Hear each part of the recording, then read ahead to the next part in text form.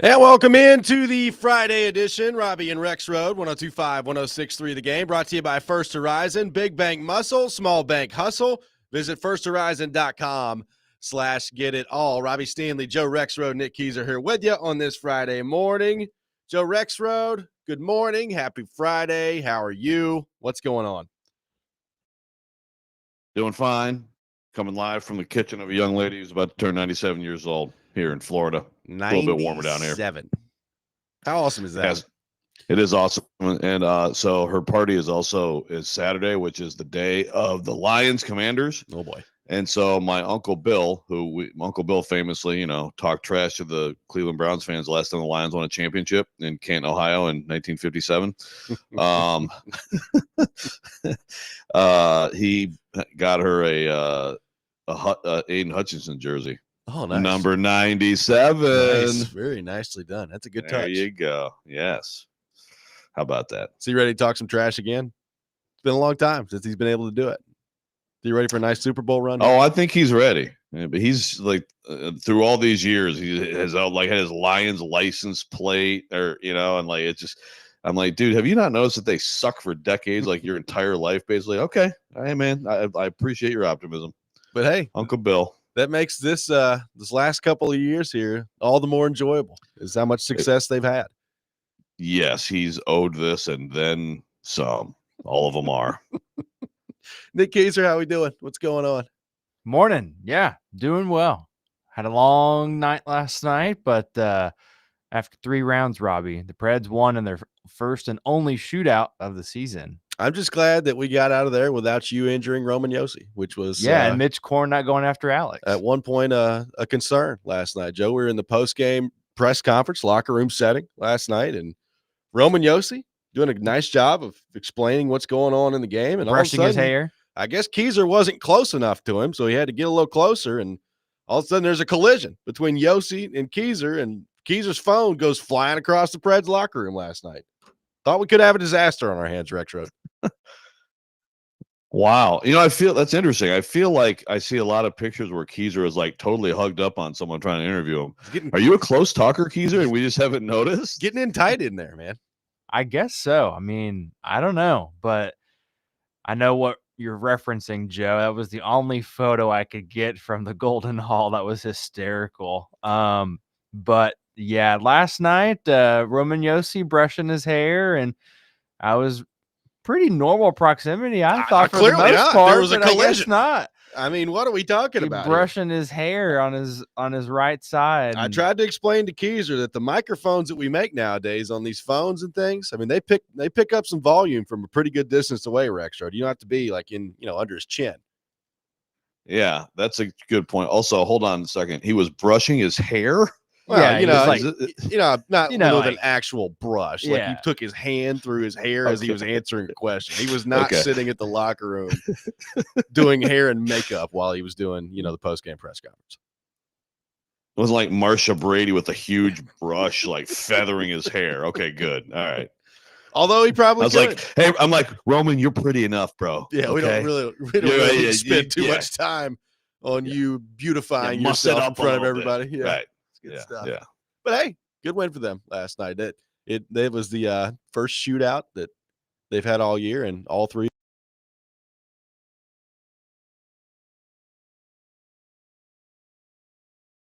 Jared Stillman will be with us at 7:00. TD will be with us at 8. Pigskin Pick'em coming up at 8:30, where I think I may have lost it last week. We'll see what this looks like as the competition comes to a close over the next few weeks here.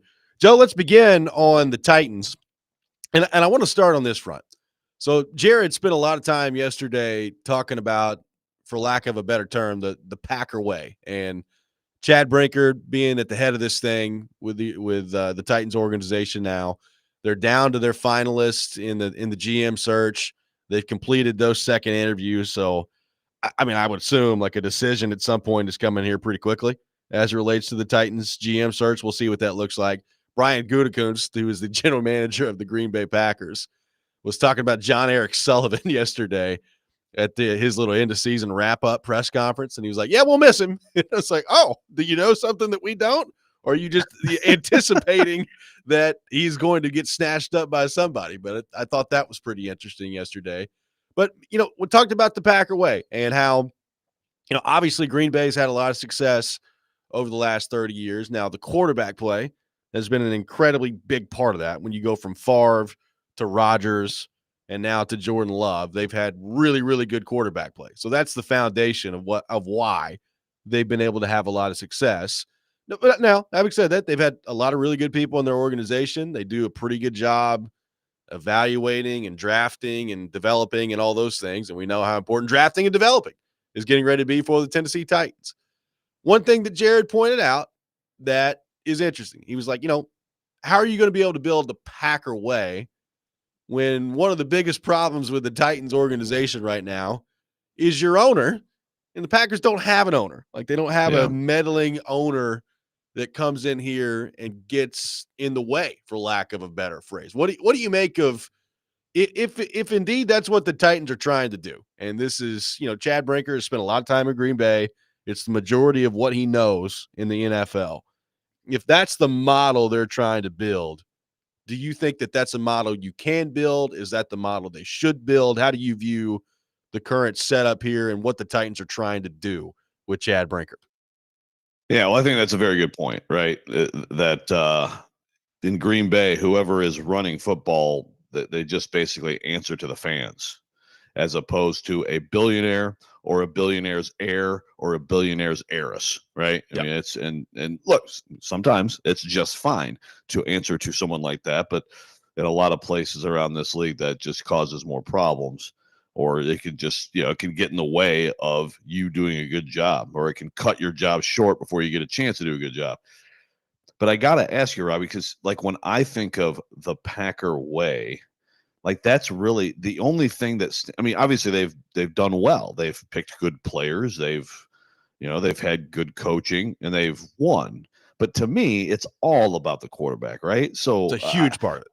You've got to tell me if that's the okay, so the Titans are transitioning from the Niners model to the Packers model. What is the difference? I mean, they actually run the same offense, come from the same philosophy there, at least currently. So I don't know. I don't know what would that be. I mean, I think of like the Patriot way, of course, and they used to be so good when they had it rolling, not just with Brady, but they were so good about getting out on players before a year early, and really being cheap in some ways and being smart with the cap and, things like that. I don't know what the Packer way would be. Well, here's what I would say. Number one, I'm totally with you. I mean, the biggest thing that stands out is the quarterback play, right? Like when you have Hall of Fame quarterback play from Brett Favre to Aaron Rodgers for basically 3 decades, that's going to get you to a spot where you're in contention most of the time. Look, I think you can make the argument, and I would make the argument, that while they've been very successful with what they've done, they only have 1 Super Bowl with Favre and 1 Super Bowl with Rodgers to show for it, right? So, Look, if you're a Titans fan, you'll sign up for either one of those right now. Like 1, yeah, give me 1. We'll worry about more than 1 later. So I understand that. And they've been very consistent. But, yes, the quarterback play has been a big part of it. I guess the other thing I would say, and I think this is where not really having an owner comes into play here. Like the Packers have a lot of people that are in their football operation that have been there for a very long time. Chad Brinker was one of those people for a long time. Brian Gutekunst is their general manager. He started with the Packers as a scout in 1998. Like that's a long time ago. And they've got a lot of people that have been in their organization for a long time. So I think that's where not having the owner comes into play. Number one, there's been a run of success where, I mean, there's not really been a huge reason to get rid of a lot of people. But number two, like there's just naturally, I think, more patience and more time to build when you're in a place like Green Bay that doesn't really have an owner. Like there's no like reactionary person up there just firing people all the time. And I think that's hard to replicate around the rest of the league. Yeah, that makes sense. Continuity is good. It's funny. I mean, the Titans actually still have, and for better or for worse, Some people would say for worse, but they have some people who have still been in this organization for a long Yeah, for time sure. too. Just On got the rid of some scouting others. front. Yeah, exactly. So, but no, continuity is great if you get good people in there and you have a system for developing them on the personnel front and things like that. And obviously Chad Brinker is a product of that, I mean, we're still finding out what that means when he's at the top, and so far it hasn't been good, but I guess it's just, again, it's like that's one of those things that applying it to here is like, okay, so if they do win enough, stabilize, and Amy's fine, then maybe over time, you could have a good thing. But the question is, can you even get to that? Well, we'll see who the general manager selection ends up being. I think a lot of people just assume it's going to be John Eric Sullivan, and we'll see. And like I said, I mean, Gutekunst got up there yesterday and was like, yeah, we'll miss him. So I don't know exactly what that means and what exactly that signals here. But one thing he also said, which I found to be interesting, he as one would expect when one of your staff is up for the job, Gutekunst, talked about how important he was and all these other things. He did say, one thing that I've really liked about John Eric Sullivan is, we've been together long enough where if he doesn't like something that we're doing, or he thinks that I'm making a bad decision, he will tell me. Like he will get in there and he will say, hey, this is a bad idea. Let's not do that. And like, you need people like that in an organization. Does he have that type of relationship with Chad Brinker? And if so, like how much, if Chad Brinker hired John Eric Sullivan as the general manager, if John Eric Sullivan walks up to him and says, hey man, I really don't think we should do this. Like how much weight is Chad Brinker going to put into that? I guess would be a question that I would ask. Yeah. Well, that's very good question. In fact, that reminds me of something previous that worked very well with the Titans. Real quick though, so I hope someone said, so is he going to the Titans? And then was the answer like, he doesn't have to go to the Titans, he just can't stay here? Exactly. Titans better hope not. You better hope this interview goes well for you, John Eric Sullivan, because if it doesn't, you're not coming back here. Yeah, but we'll miss you, buddy. No, but this does remind me of a dynamic of that has worked with the Titans in the past that we can get into. We will do that coming up next. We're off and running on Robby and Rexrode, taking your thoughts on the Titans, 615-737-1025. We'll have more coming up next. Robby and Rexrode, 1025-1063, The Game.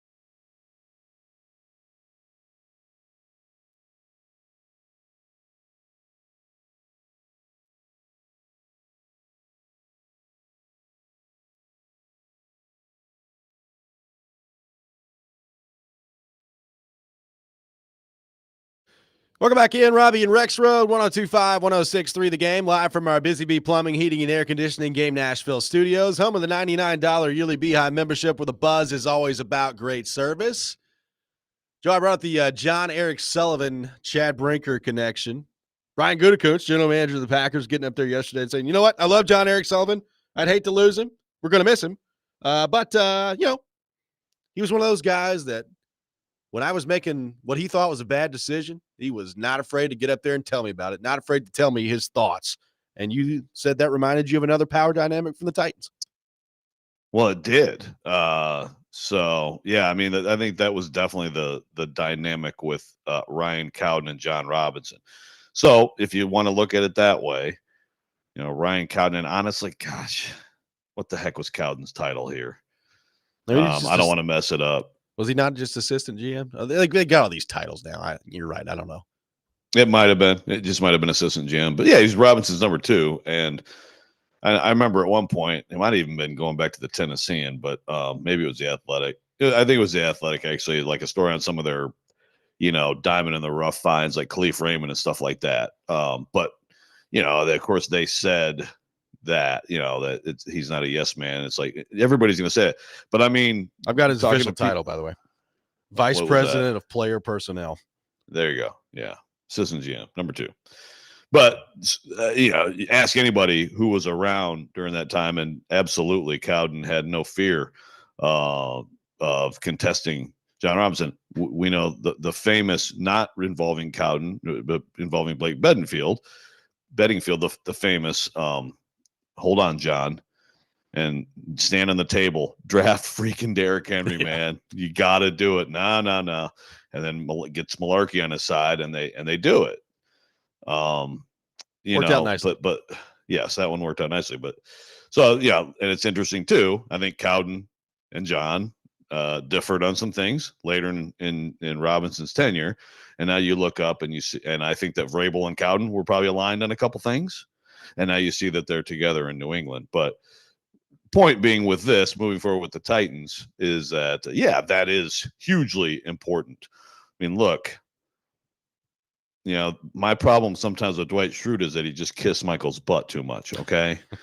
But, whenever Dwight put his foot down and had an opinion, it usually worked out better for people, or maybe it didn't. I don't know, but you know what I'm saying? I do. I know what you're saying. And look, I think as a general manager, I think that's a strength of a lot of good leaders in general, much less general managers in football. Like, you have to be able to listen to people. And it doesn't mean look, let's say that the Titans hired John Eric Sullivan to be their general manager. There will be times where John Eric Sullivan probably approaches Chad Brinker and be like, hey man, I just don't really think we could do this, and explains why. And Chad Brinker says, you know what? I appreciate your opinion, but we're going to do it. Like, that's fine. You can do that. But I do think you have to be able to have people around you, particularly in an organization like this in professional sports, where people aren't afraid to speak their mind. They're not afraid to come to you with their thoughts, their true feelings on things as it relates to player personnel. And then it's up to you as the quote unquote final say person to make the decision as to whether or not to listen to them. But I think that's important to have. What you don't want, unless you're just the most amazing evaluators on earth, Joe, if you agree on everything all the time, that's probably not a sign of a very good front office / power structure in professional sports. Yeah, I wouldn't think so. Maybe there are examples of, just maybe the Niners, as they were building the team, they're all like, yay. And, it's always agreeing, but I doubt it. Yeah. I mean, I think you got to have, and look, actually, like when Rand was hired here, he talked about a few situations where late in the draft, they sort of changed course from what they were going to do based on assistant coach input, so yeah. I mean, you got a lot of people who know football real well, so you use them, and don't be afraid to argue and things like that. I would have to think that if you don't have a healthy ability to dissent, then your organization is going to suffer for it. Ed says on the text line, if we adopt a Packer way, we'll be publicly owned in 5 years. Good. Well, maybe. Amy, Is that how it works? you're out. The Yeah. distinguished gentleman says, this entire situation stinks. When is the Brinker press conference? People killed Rand for not having one. When's Brinker's coming? This from the distinguished gentleman on YouTube. Yeah. Fair question. I mean, I assume it's coming when they hire his assistant, or I'm sorry, his GM. I mean, it has to be, right? I would assume so. I mean, so I would expect that'll be interesting. I mean, I guess you could also have Callahan there. So you could, in theory, have Brinker, new guy, and Callahan. And then, of course, is Amy going to be there? I mean, I think if she is, it'll be one of those, here, let me read a few words at the beginning and I'll step aside and won't take any questions. I'm sure that's what that would be. Yeah. But yeah, that's one. And, look, should they have had one like right after firing Rand? I mean, I would say yes, but I'm not surprised they didn't. That's not surprising. I mean, I think the Rand stuff it's just like, if you make a move in season, again, we're used to when Robinson made a big move, then you'd have a presser. I mean, he had a presser like when the Dodd thing finally was officially toast, to basically have a mea culpa presser. But whenever he made a big move, he'd talk about it to the assembled press, and that's what we were saying with Rand. I get the idea of like the coach is the one who speaks for the organization during the season for the most part, but if you trade a Kevin Byard, that's a good time to do it. For example. Yep, I would agree with that. And then look, once they hire this general manager, they can get their press conference going, and then they can get up there and say, now we can begin our evaluation, our extensive evaluation of the coaching staff from this past season. And here, by the time March comes around, we can have a decision on who's going to be here, who's going to not be here with the coaches. I'm looking forward to it. Yeah, for mini camp, we're going to have, it's sort of like a little video, like a Survivor kind of thing in mini camp. And then, if your guys still can't cover a punt, then you're fired. Bring in Arden Key with like one of those, those spotlight interrogation people, like, all right, Arden, we need to get to the bottom of this. Who did the correcting? Who did the not correcting? Because you've gone both ways from Vrabel's staff now to Callahan's staff. How much correcting is going on around here of mistakes? Yes, Arden. Maybe Arden should be like the main judge, who gets fired and who doesn't. Arden, we need your input on the coaching staff here. Josh throwing the question out there. What do you think about getting a veteran quarterback and drafting Ashton Genty? People are saying he's going to be a good running back. We have not heard the Ashton Genty suggestion to this point, Joe, but I like it. Variety of opinions. I love Ash. Yeah, I mean, I love Ashton Genty. I think he's going to be a spectacular running back in the NFL, without question. He's going to be a weapon, man. He's special. So, if the Titans draft Ashton Genty, I hope that would be because someone tweeted us, Robby, the Colin Coward thing with like, say Steelers, give up your entire world to get to the top of the draft and get Shadur Sanders if you like him. Okay. Well, if that's the case, then move down to their spot. And that'd be about where you could get, that Ashton Genty might be the best player on the board, Could be. But I would say, need wise, no. Be but again, best football player, if you're in a point in the draft where that's true, yeah, sure. Skylar says, hire Robbie Stanley as GM. Bring your beloved Packer way to your favorite team, the Tennessee Titans. I would like to officially throw my name in the hat. I will do the job. I will sign up to be the assistant regional manager. Have you not had an interview yet? Have not received a phone call yet. You're one of 1% of the human population that hasn't interviewed for the job. I know. Well, so am I. You think that the Titans have interviewed a lot of people? How about those New York Jets? I think the New York Jets have interviewed everybody this side of, the Western Hemisphere. To be coach and GM. Like the combo coach GM. Yeah. They've interviewed just an unbelievable amount of people. Just doing that due diligence, man. That's just how that organization works. I guess so. They leave no stone unturned, including video game crap. Well, maybe that's what they're waiting on, is the Madden update to come out. Kyler Murray would be a perfect fit with the Jets. Yeah. Kyler, we need you to go worry about Call of Duty. We'll worry about the Madden, and we'll get this thing figured out. I'm glad you brought up Kyler, because Dennis got after me on the text line, and I think he's right. So the number stays the same. But yesterday, he's like, how do you have Kyler as a yes, but Drew Bledsoe as a no? So I agree. I flip-flop him. Number stays the same. Drew Bledsoe will give him a yes. He was a very good Bledsoe quarterback was very good several years. And then he was. The Pharaoh you think of came him, in and Ripped his Right. job away from him. I mean, because he did get him to that Super Bowl where they lost to the Packers. They did. Your Packers, and then also, and then he got bounced by Brady. But absolutely, that's right. And I'll hold off on Kyler. I do think Kyler is trending, in all seriousness, to a yes, but we'll see.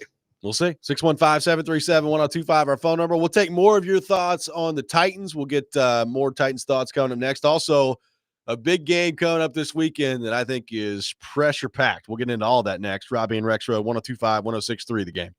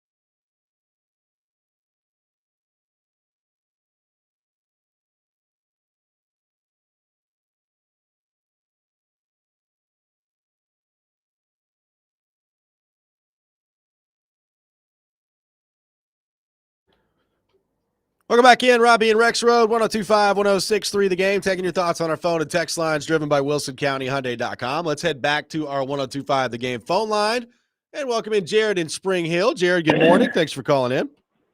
Hey, good morning. Just another referencing back to Chad's phone call yesterday. It's another idiot calling in, but I just don't like the way this looks. And I know we don't know everything, but just the way it looks, the timing of the John Eric Sullivan and PK's article. I mean, as a fan, and I know professional sports isn't the best place to show, workplace relationship and respect and, treating people the way they should be treated. But as a fan, it's nice to believe in those things, that your team has those intangibles. And it just really kind of sucks right now that the Titans are showing a lack of a lot of things that you can respect out of an organization as a person. And I will say one thing I'm looking forward to this season is seeing the Mike Vrabel versus Tennessee Titans experiment go down. Who was right? Was Mike right? Or was the Super Chad right? And getting back to the press conference, if and when that happens, could he make you all feel any better by his words of what he says? And if he could make y'all feel better about the situation, what would that be? Hang up and listen. Hey, have a great Friday. You too, Jared. Appreciate the call. Look, the thing that's going to make me feel better is winning football games, right? Like that's ultimately what makes me and I think every Titans fan on the earth feel better. So, look, yes, do I want Chad Brinker to have a press conference when this general manager search is concluded? Yes, I do.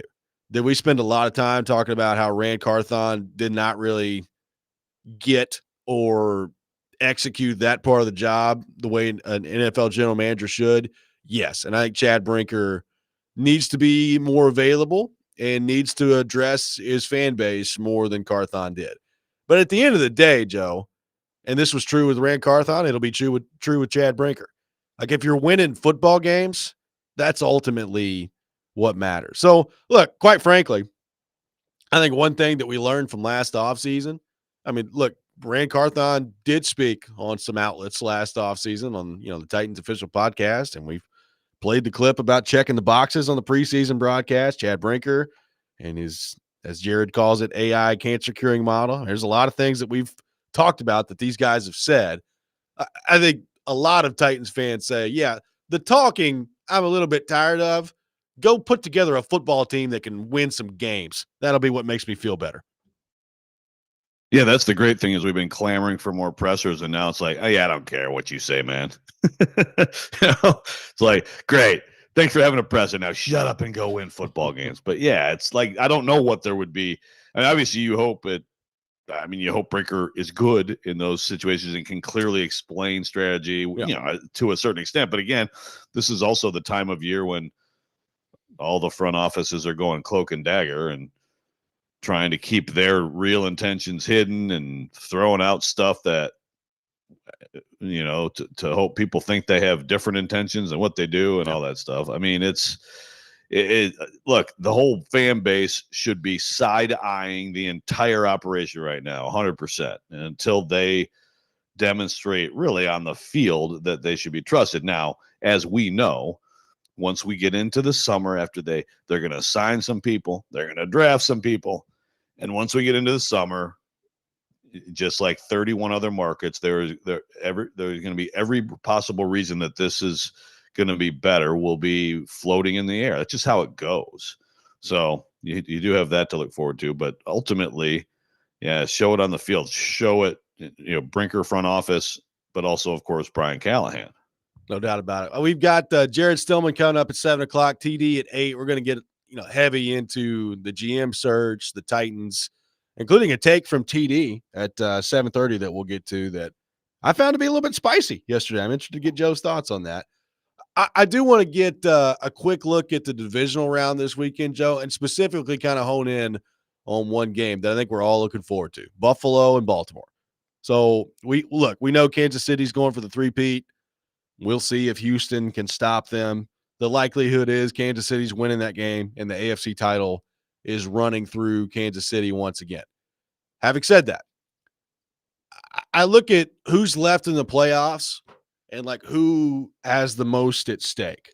like Kansas City doesn't really have a lot at stake. They've won 2 Super Bowls in a row, right? Like the Rams have won a Super Bowl recently and kind of came on hot at the end of the year. The Commanders at this point to me are playing with house money. You know, the Lions, I think, have a lot of pressure to get in there and finish the job. And in the AFC, I think clearly it's Buffalo and Baltimore. Like these guys have been trying to break through in the playoffs. Kansas City's been the team that's been in the way.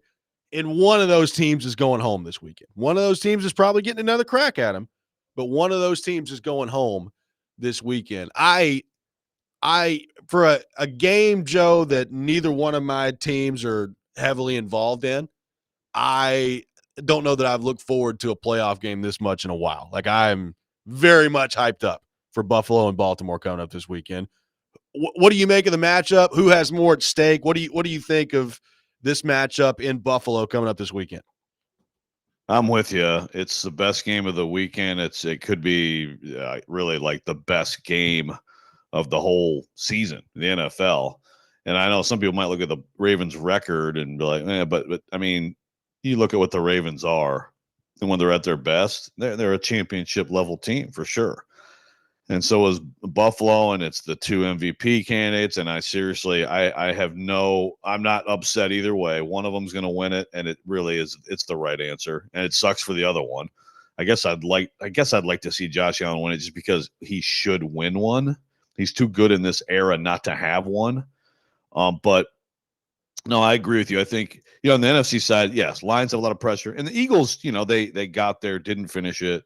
I think there's pressure on them too. If the Lions and Eagles end up playing next week, that's not just for the Super Bowl, but there is a lot of pressure on those franchises. But these two, it's like, again, it's the same thing it's like not only Josh Allen, but it's the Bills in this era. They're way too good in this era to not go to a Super Bowl. And then, of course, with Baltimore, it's a little bit more. I mean, the narrative is more like Lamar Jackson in the playoffs and stuff like that, but it really should be on both, right? I think the difference is that Josh Allen, in one of the other most anticipated playoff games, which absolutely lived up to the hype a few years ago, Buffalo at Kansas City, Josh Allen did it. You know what I mean? And it should have been over. His fault. What? Yeah, like it was an incredible drive. Like, okay, he just dropped the mic and said, "Yep, I'm one of those guys." And then Patrick Mahomes said, "Yeah, but I'm even more one of those guys." Right. But it's a little different than Lamar Jackson. Like last year, for example, just that team crap in the bed. And I know some people, including our friend Brian Summers, like, Derrick Henry, they already can run the ball, but they couldn't run the ball a lick against the Chiefs last year at home. They couldn't run it a lick. And so that's why I thought Derrick Henry, it was perfect for them. Can he go up there in 11 degrees on Sunday and run wild? And the Bills certainly have experienced Derrick Henry running wild on them before in big games. I mean, it's an absolute incredible game, and I go back and forth on who I think is going to win. I can't believe the Ravens are favored, though. I saw that yesterday. Ravens are a 1.5 point favorite, and I said, really? I mean, look, I don't think there's a ton of separation between either team. I just found that on the road to be the favorite was interesting to me. Which means that apparently, I mean, if you go by the general rule, people think they're a 4.5 point favorite on a neutral field. Right. I just think it's like a pick'em game on a neutral field. Yep. Let's head back to our 102.5 The Game phone line. Welcome in Titans Bill to the program. Bill, good morning. Thanks for calling in. Good morning. How are you two doing? Doing great, Bill. Great. Okay. I believe, guys, that the guy out of Kansas City would be a far more better hire than the one out of Green Bay. And that's a fact with my hand up. Awesome. Thanks for the call, Bill. Talking about Mike Borgonzi there. Joe, your thoughts on a lot of people agree with that. A lot of people think Mike Borgonzi, if it's not this job with the Titans, could end up landing what we would, I guess, view as an actual general manager in charge of the roster job. What do you make of the Borgonzi part of this? Well, first of all, Bill, it's not a fact with your hand up. It's just like your opinion, man. Okay. And you may be right. You may be right. I think a lot of people would say that. Obviously, if you bring in someone, I've said this, I think with him and with Cunningham, even though I know the Bears talk about Cunningham's resume is impressive. You get one of those guys, and I'm like, okay, the Titans have at least sold this GM job as maybe more than we're giving it credit for. And I have not expected them to hire those people because I think that they can have, again, go back to when Rand got this job. Adam Peters was like, "Nah, I'm good." And then Adam Peters, of course, is probably executive of the year with what he did with the Commanders in one off season. So I don't disagree. I would certainly rather see him get hired here, but I don't think you're going to get your way. It just doesn't seem like it, does it? It doesn't seem like it, but again, I mean, they've interviewed a lot of people. They've narrowed it down. I think there's an assumption that it's going to be John Eric Sullivan, but until they name one, I'll leave the door open. If they came out and said it was Mike Borgonzi, I think I would be pleasantly surprised, Joe. Just based on, look, I'm not going to sit there and act like I'm some Mike Borgonzi expert, but just based on what people say about him, I think that'd be a good hire for the Titans. Yeah, look, I absolutely, I would also be pleasantly surprised. And, again, every organization has its own dynamics. Is it possible that, like, I mean, I know that, like, Andy Reid, somewhat like Bill Belichick, it has this incredible run, and then his coaches leave and they're underwhelming. Certainly that happened over the years of Belichick. That's happened with a lot of Reid's guys. So maybe he's also the key to all the personnel decisions, and everybody else is just sitting there. Oh, thanks, Andy. What do you think, Andy? Okay, let's do what Andy says. And then that's why they're good. I don't know. But when you win like they've won and kind of quietly stock their defense the way they have over and over again with good choices, that speaks well of what they're doing in personnel. 615-737-1025, our phone number. Jared Stillman will be with us at 7 o'clock. We'll get into all things Tennessee Titans with him. The Preds get a win last night in a shootout. We'll go over the lay of the land for the Nashville Predators as they are into the second half of their season. That's next. Robby and Rexrode, 102.5, 106.3 The Game.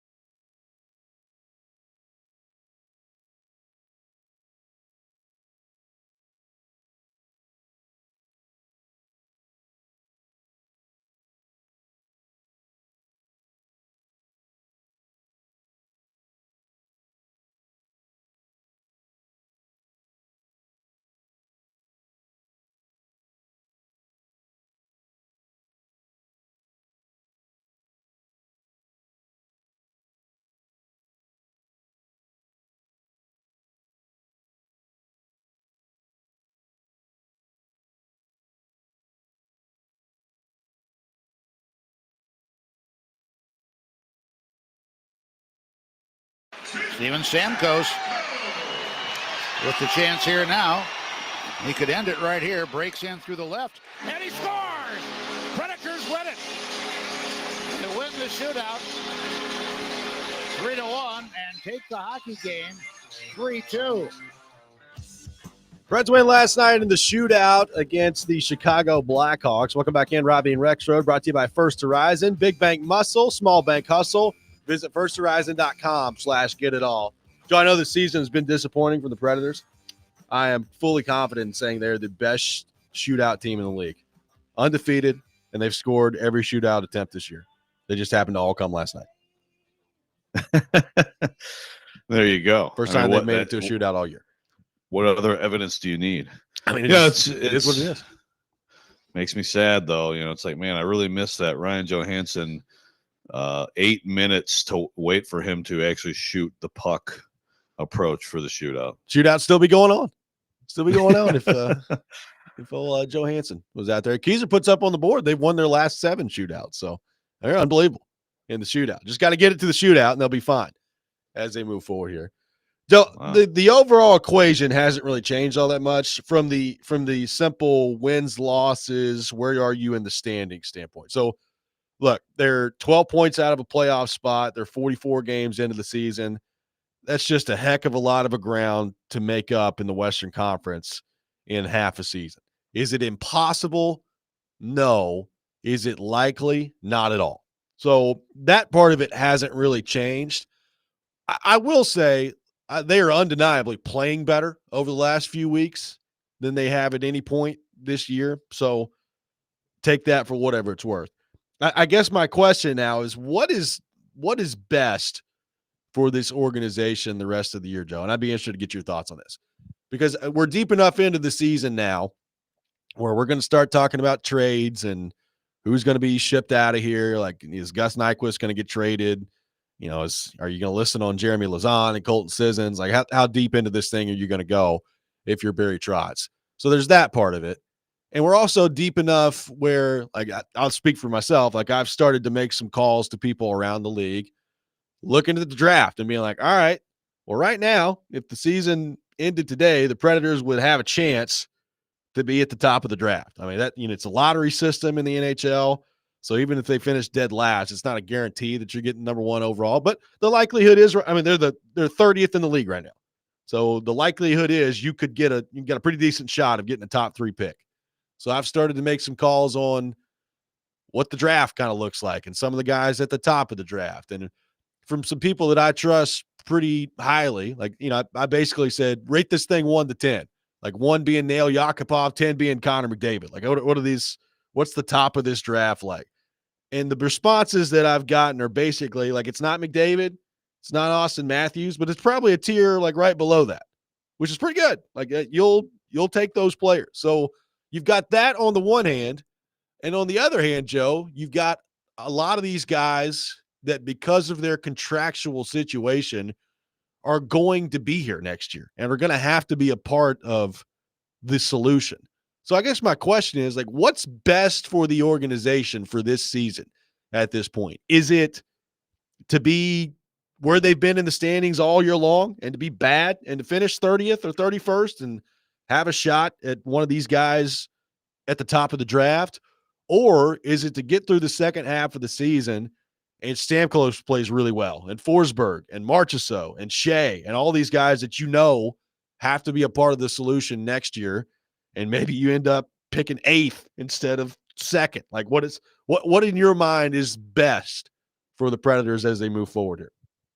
It's a great question. First of all, on these tiers, as you laid it out there, not the absolute generational player. How would they compare to, say, Lafreniere? I think they're better, for example. Okay, so in between those two. Okay. Organizationally, the answer to me is, like, I think anybody would say it's so critical to play better, to win, to build into next year, to, well, if you're the coaching staff, stay in the jobs. I think anybody in the organization would say that. Sean Henry, Barry Trotz, it's critical. Get even if it's fool's gold, have a point this year, and maybe you get to February and you're at least creeping up somewhere within shouting distance of a playoff spot, and have because like you said, it's just, I mean, next year, if you're looking at, it'd be great, if you could get that high pick, but also if that's where it ends up, how could you feel good about next year? It'd be hard. I just, like, to me, they need to demonstrate like an extended stretch of winning hockey to at least, to pay it forward to next year. But I also understand that any Preds fan right now saying, screw you, man. Like, we never get to the top of the draft. This is a chance. You got all this draft capital too. And if you can get one of those guys, now you can really see more of the light at the end of the tunnel. So I get that perspective, but I just think for the Preds, and you just can't, I mean, look, they're locked in to a large extent to what they've done here, and I think it's just there may be light at the end of the tunnel, but my goodness, what a slog to get there if they're just going to end up 30th. The fans that I hear from are pretty loud on the let's get the highest draft pick possible part of this, and I think that's probably where I lean to, because they don't have these opportunities very often where they've just been at the bottom of the league. And again, like, there's basically three guys in particular that I've kind of honed in on, and we don't have to get into this right now. There's plenty of time to talk about NHL draft prospects later in the year. But Michael Misa, James Higgins, and Matthew Schaefer, two of which are forwards, one of which is a defenseman who some people have compared his skating to me to Cale Makar. So there is that. And Barry Trotz did say that Schaefer, the defenseman, has kind of separated himself a little bit here. So anyway, like, I would lean towards picking up one of those guys would be the way that I'd want it to go. But again, if it goes that way, Joe, you look at it and you say, all right, well, let's say you add one of those guys to the mix. So is this team just fixed next year? Like with Stamkos and Marchessault? Like, I think Stamkos in particular is playing great right now. Like, he's playing really good hockey. But it's just not leading to a ton of success, wins, losses wise. They have won 2 in a row, so we'll see what that looks like moving forward here. I think either way, there's a positive spin and a negative spin to it at the end of the year. Yeah, I mean, look, if it ends up this way, they may well just be better off for it, right? Yeah. I mean, you got to get difference makers like that. But again, then, first of all, the trip to get there, I mean, there's only so much, we're going to get a high pick that you can do. How many nights of dead atmospheres in Bridgestone are there going to be, right? Like, going through the process of it, how many, then you have to answer for it every night. And then you're wondering, okay, so really, what does next year, what does this lineup look like? What can you realistically fix between now and then? And that's, you can't just dismiss that. Yep. We'll have Jared Stillman with us next on the program. We'll get his thoughts on the Titans, the general manager search, and the draft. I got a couple of interesting draft questions for him as well that I'm interested to get his thoughts on. All that coming up. Robby and Rexrode, 102.5, 106.3 The Game.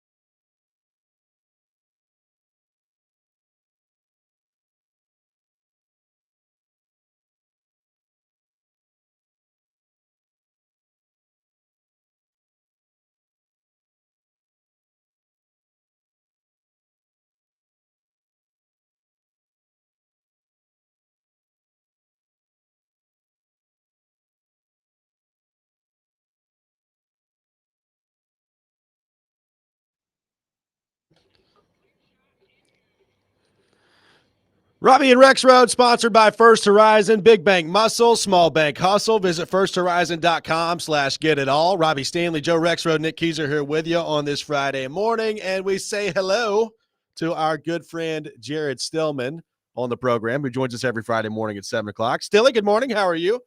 I am super. I am just beside myself excited for the conclusion of the Titans general manager search. Well, that makes two of us. I'm very much ready for that process to be over with.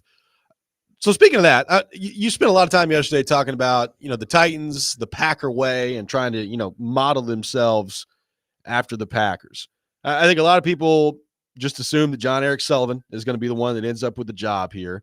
And one of the things you brought up, which I think is a really good point, like the Packers don't have an owner. And that's a huge difference between the Packers and the Titans and most teams in the NFL, is the owner that sometimes gets in the way. I would also say, like, a big part of the Packer way has been Hall of Fame quarterback play, which is very difficult to come by. So if that's what the Titans are trying to do, they're trying to build this team the way that the Green Bay Packers have built their franchise over the last 20, 30 years. Is that the right way? Can they do that? How realistic is it? How do you view that if you're a Titans fan and you hear that from the Titans? I'm going to sound like Joe Rexrode with my answer here. Can they do that? I mean, I guess they can do that. Are they going to do it? Would I have any faith that they would do it? No. Nice. But, I mean, again, the hallmark of the Packer way. I think the Packers and the Steelers have like their own brands that they're so proud of that maybe in the case of the Steelers, and I'm not one of these people that thinks that Tomlin has to go, but the Steelers are not going to fire Mike Tomlin. They're going to double down on Tomlin because their brand is we never fire coaches. Like, they are prideful in what they think their brand is. Again, we never fire coaches. I think that's why Green Bay rushed to give Jordan Love the bag, was because they're prideful in our bread and butter is developing and using the quarterback to transition from one great quarterback to the next quarterback. That's our brand.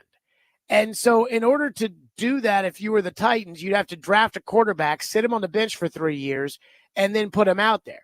Well, considering that over the last 3 years, Amy Adams Strunk has gone from wanting to be the Patriots to wanting to be the 49ers to wanting to be the Lions to now wanting to be the Packers, it's hard for me to envision Amy Adams Strunk saying, yeah, let's trade back into the first round, or let's trade back up into the first round.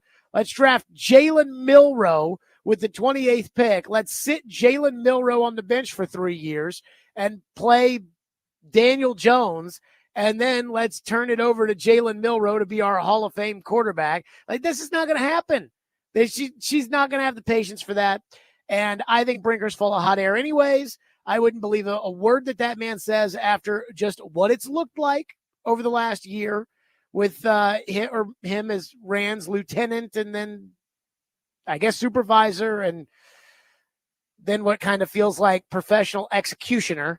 So with all that being said, to long story short, can they? I mean, I guess. Will they? No.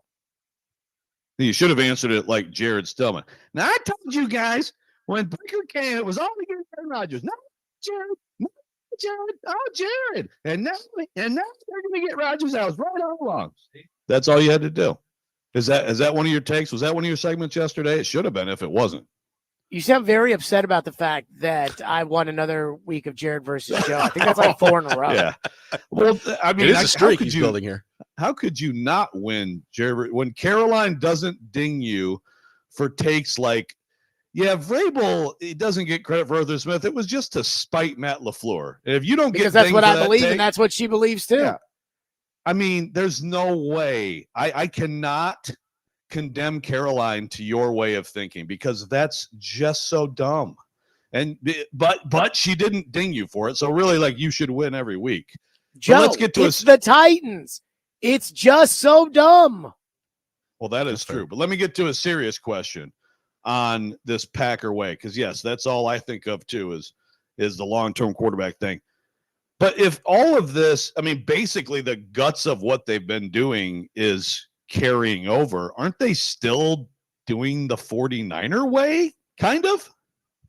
Well, I actually think, and I had a conversation over the weekend in which it sounds more like they're trying to do the old Atlanta way, the way that Arthur Blank gave up on after last year, where Rich McKay was above Thomas Dimitrov and Dan Quinn, or Rich McKay was above Terry Fontenot and Arthur Smith.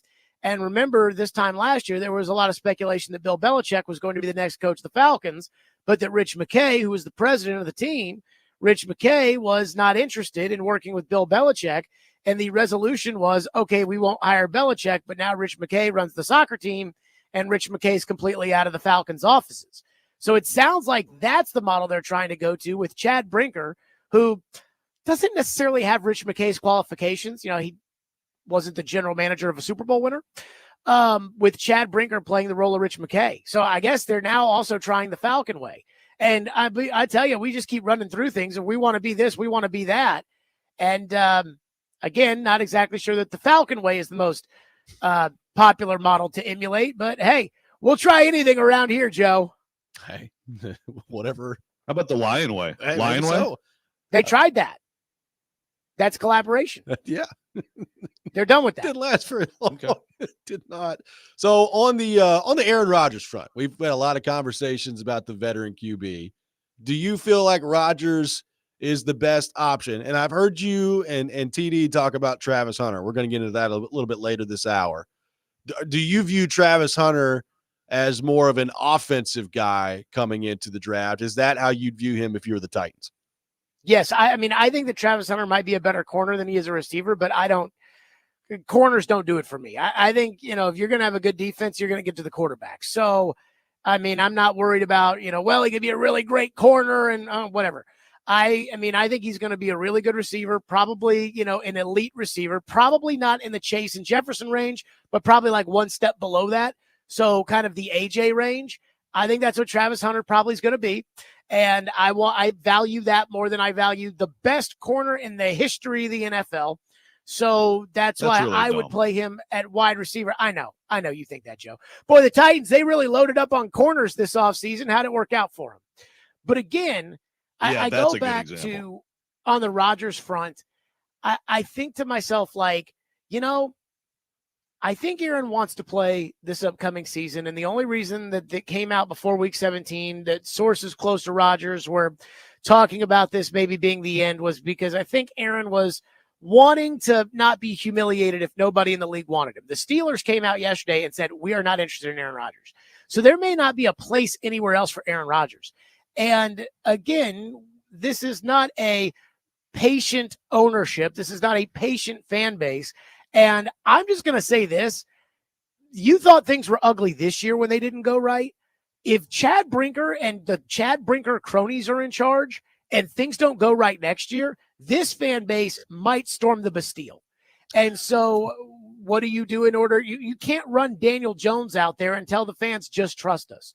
So I'm thinking that they'll probably look at it and say, Aaron, he's a year removed from the Achilles and he's got a rejuvenated, sense of interest. And Aaron's promised he's going to behave and we need a quarterback. And I think that some Titan fans can get on board with Aaron, as opposed to Daniel Jones, who is probably the definition of poo-poo Johnson if they were to sign. So I have to say, I think it is right now, if I was a betting man, I'd say Aaron Rodgers could be the quarterback of the Titans because there's probably no better quarterback out there for the Titans, and there's probably nowhere else that wants Aaron.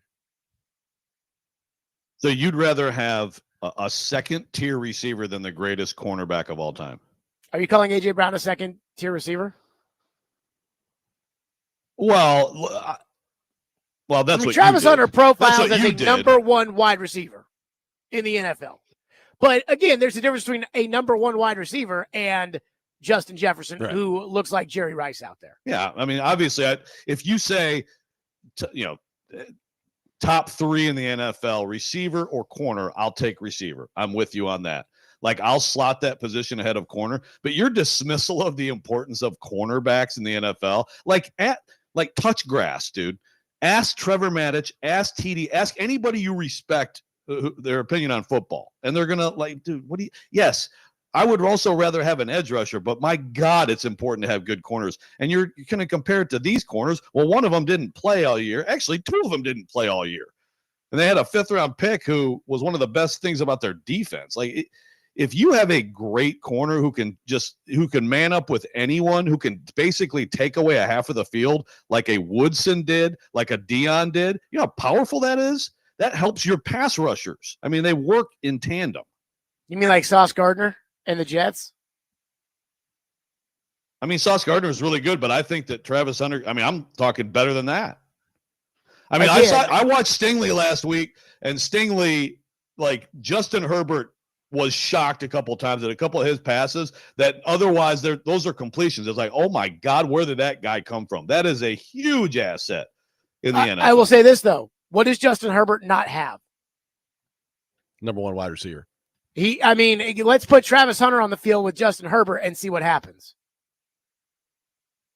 Okay. So, I think the value of a number 1 wide receiver is astronomical in the NFL. If they're equal, listen, if they're equal in like relative to their peers, equal in greatness, but if I'm right, and I may Who would you rather have right now on your team? Patrick Surtain II or AJ Brown? I'd rather have AJ Brown. I have my doubts that Hunter is that level of receiver. Again, I may be wrong. I think he could be a really good receiver in the NFL. I think he could be an all-time cornerback. And if it's that, then to me, that's what you do. But again, Vrabel talked about this all the time when he was coach. That's fine. Vrabel talked about this all the time when he was coach. And he basically said, if you don't sack the quarterback and turn him over, the way the rules are built today, you're not going to be able to stop a team on offense. That's why I think the value of corner is not the same that it used to be. Like, I don't think you can be the type of impactful corner that Deion Sanders was or Champ Bailey was or these guys were anymore, because you can't touch the receivers that way anymore. And so I'm not opposed to the idea of drafting Travis Hunter. His primary position is wide receiver. And then in the fourth quarter and 2-minute drill, things like that, like get out there and go play corner, because you're just going to man you up on somebody. And, if he's that good, then why would, but again, if he's that good, just go out there and man up in the most important part of the game, then he should play corner the whole game. This isn't high school football, Jared. No, because again, wide receiver is more important in the NFL than corner. And so Travis Hunter, to me, what I want an impact elite player at wide receiver before I want even the best corner in the league. And I think that Travis Hunter, you don't think he's going to be an impact elite wide receiver, and I do. That seems to be the difference here. That is, except that I'd rather have this, and the best corner in the league is a terrible take. 615-737-1025. You just said you'd rather have AJ than Patrick Surtain. Sure we call it out. Jared, you just said you'd rather have AJ Brown than Patrick Surtain. Right. Patrick Surtain is probably the best corner in the league. Him, Sauce Gardner, and Stingley. Those are probably the 3 best corners in the league, right? Yeah, it's very close. Yeah, but again, then we get into it. So where does AJ rank in terms of receivers in the NFL? I don't know, but again, the point being, 8? If I'm right that Travis Hunter is like, he's going to be the best corner, and we're not going to say he's one of these 3 guys or 4 guys, he's the guy, that is more valuable than, and then he gets in. I don't think he's going to be the level of AJ Brown, but we'll see. Number 1 book reader in the NFL. No doubt about that. Yeah. Shout out to AJ. Jared, great stuff. We'll be listening at 2:00. Have a good weekend. Robbie, what do you believe about Travis Hunter as a receiver? I think he's going to be pretty darn good. Thank you. See you guys. See you, Jared. We'll take your I guess thoughts. that's Jared's way of thinking he's right On what Jared had to say. I do want to expand on this Travis Hunter conversation coming next. TD, who we'll talk to at 8:00 with an interesting take on Travis Hunter yesterday on Stillman and Company. We'll get into that. Robby and Rexrode, 102.5, 106.3, The Game.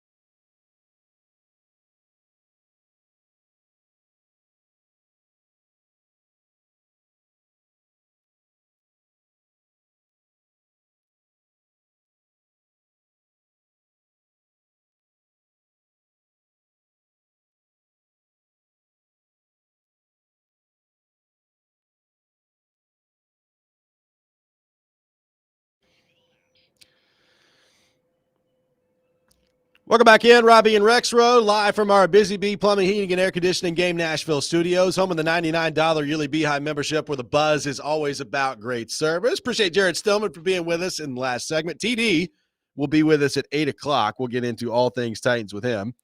And Joe, speaking of TD, he was on the TD Power Hour yesterday with Stillman. And as they do, they talked about pretty much everything there is to talk about with the Tennessee Titans.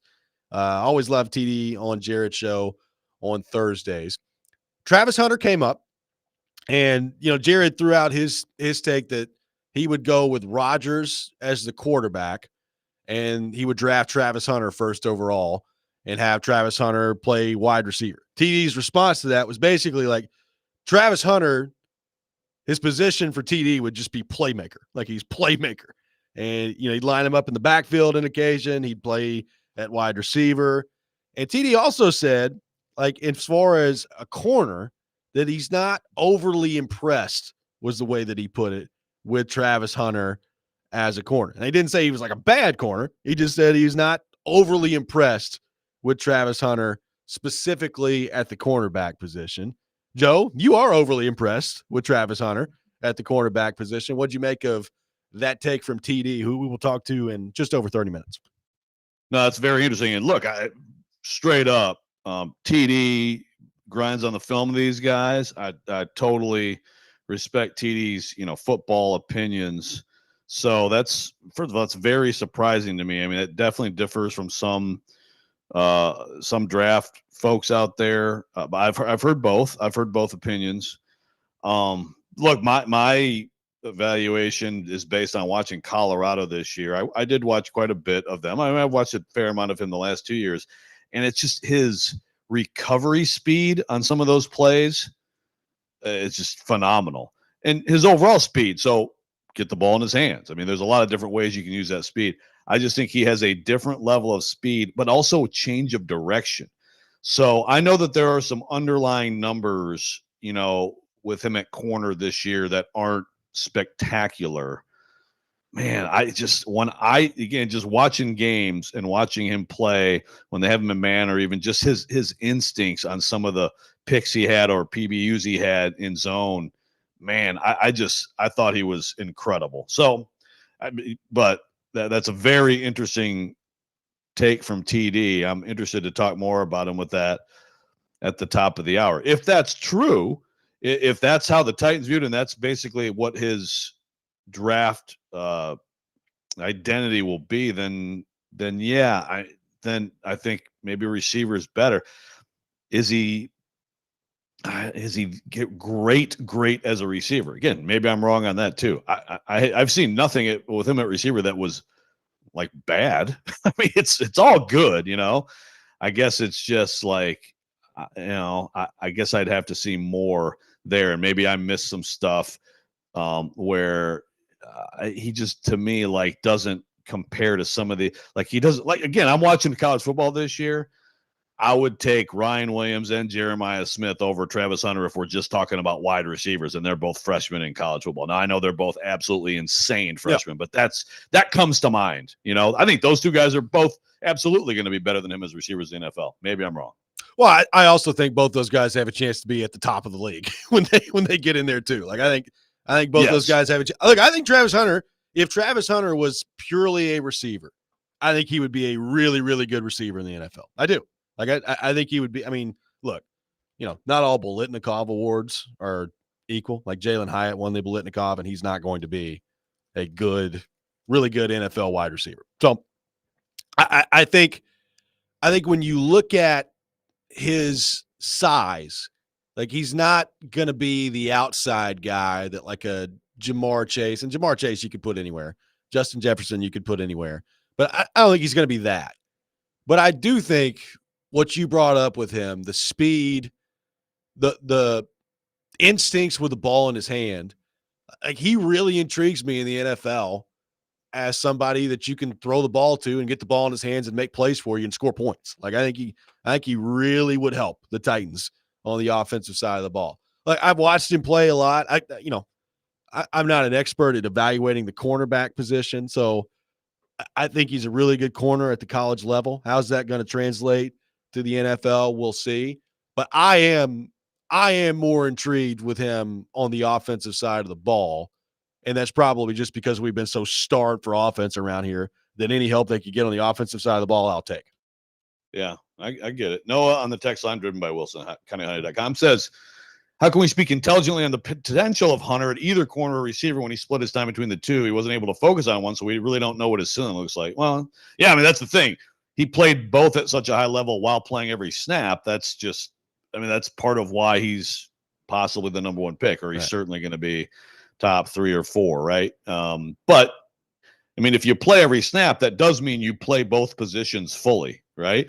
So whatever the argument could be, whatever you think of him at either of them, take away the other half the game. How much better is he? I don't know. But, durability, availability, those things are, as we know, as big as anything in the NFL. So I think that's another reason to really like him as a pick. Let's head back to our 102.5 The Game phone line. Welcome in Dave to the program. Dave, good morning. Thanks for calling in. Hey, good morning. Thank you. Hopefully you can hear me okay. I have something TD said yesterday, and it's nothing new to all of us, but he sort of insinuated he knew something. That he just said that Callahan it would be really a big deal if he made it through next year. It's like, he kind of insinuated it's going to be a tough road to even keep his job at this point. So I was a real surprised. I think we all know that it's a lot of pressure with a new organization, but it really, TD acted like he really thought that it would be tough.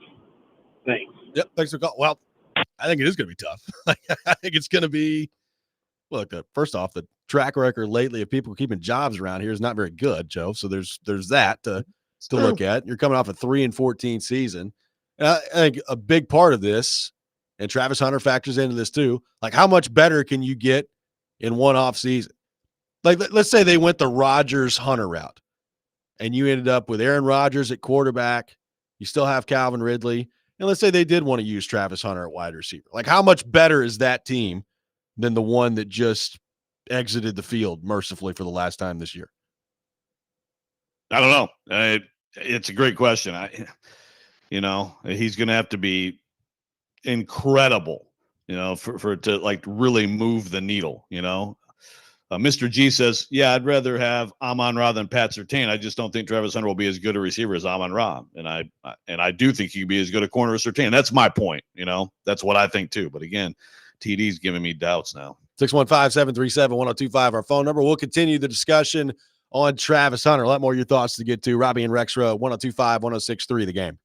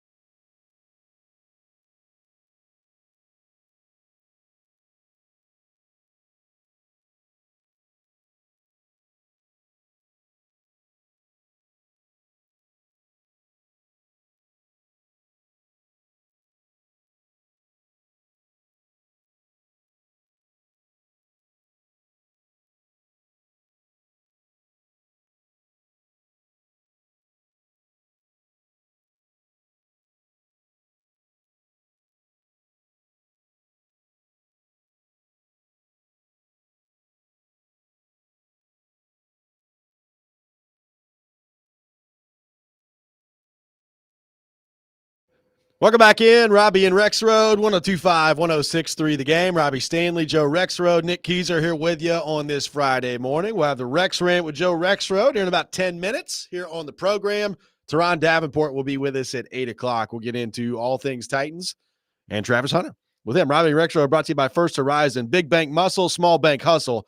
Visit firsthorizon.com/get-it-all. The Hunter part of this is really intriguing because, TD, there was a caller on the TD Power Hour that brought this up yesterday too, which is interesting to think about. Like, we all know how much Aaron Rodgers and Davante Adams love each other. So, like, what if you got in one off season Travis Hunter with a number 1 overall pick? You already have Calvin Ridley, and Aaron Rodgers is your quarterback, and he convinced Davante Adams to come. Like, that seems like a pipe dream, but it does. Like, that would be a heck of a transformation for this offense in one off season, Joe, to have that come to pass. And I wouldn't say it's like totally impossible, but that's a lot of dominoes to fall in one direction. Man, just imagine, even if they're not winning a lot, just losing but scoring points. Hey, making fun football plays for people to watch. Wouldn't that be a change? It would. It would be a change. Like, Travis Hunter, I think you would agree, primarily in the slot in the NFL.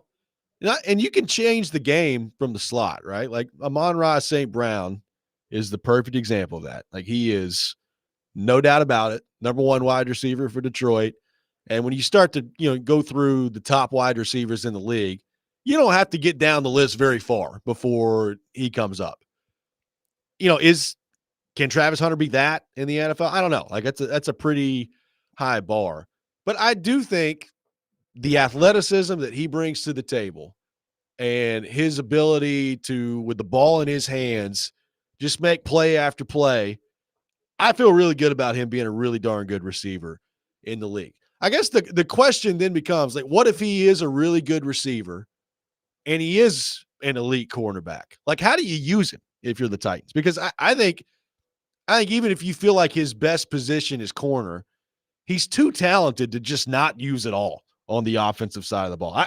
The more I think about it, the less I can envision a scenario where, if you're the Titans or anybody else, you're drafting him and you're not at least trying to use him on both sides of the ball in some capacity.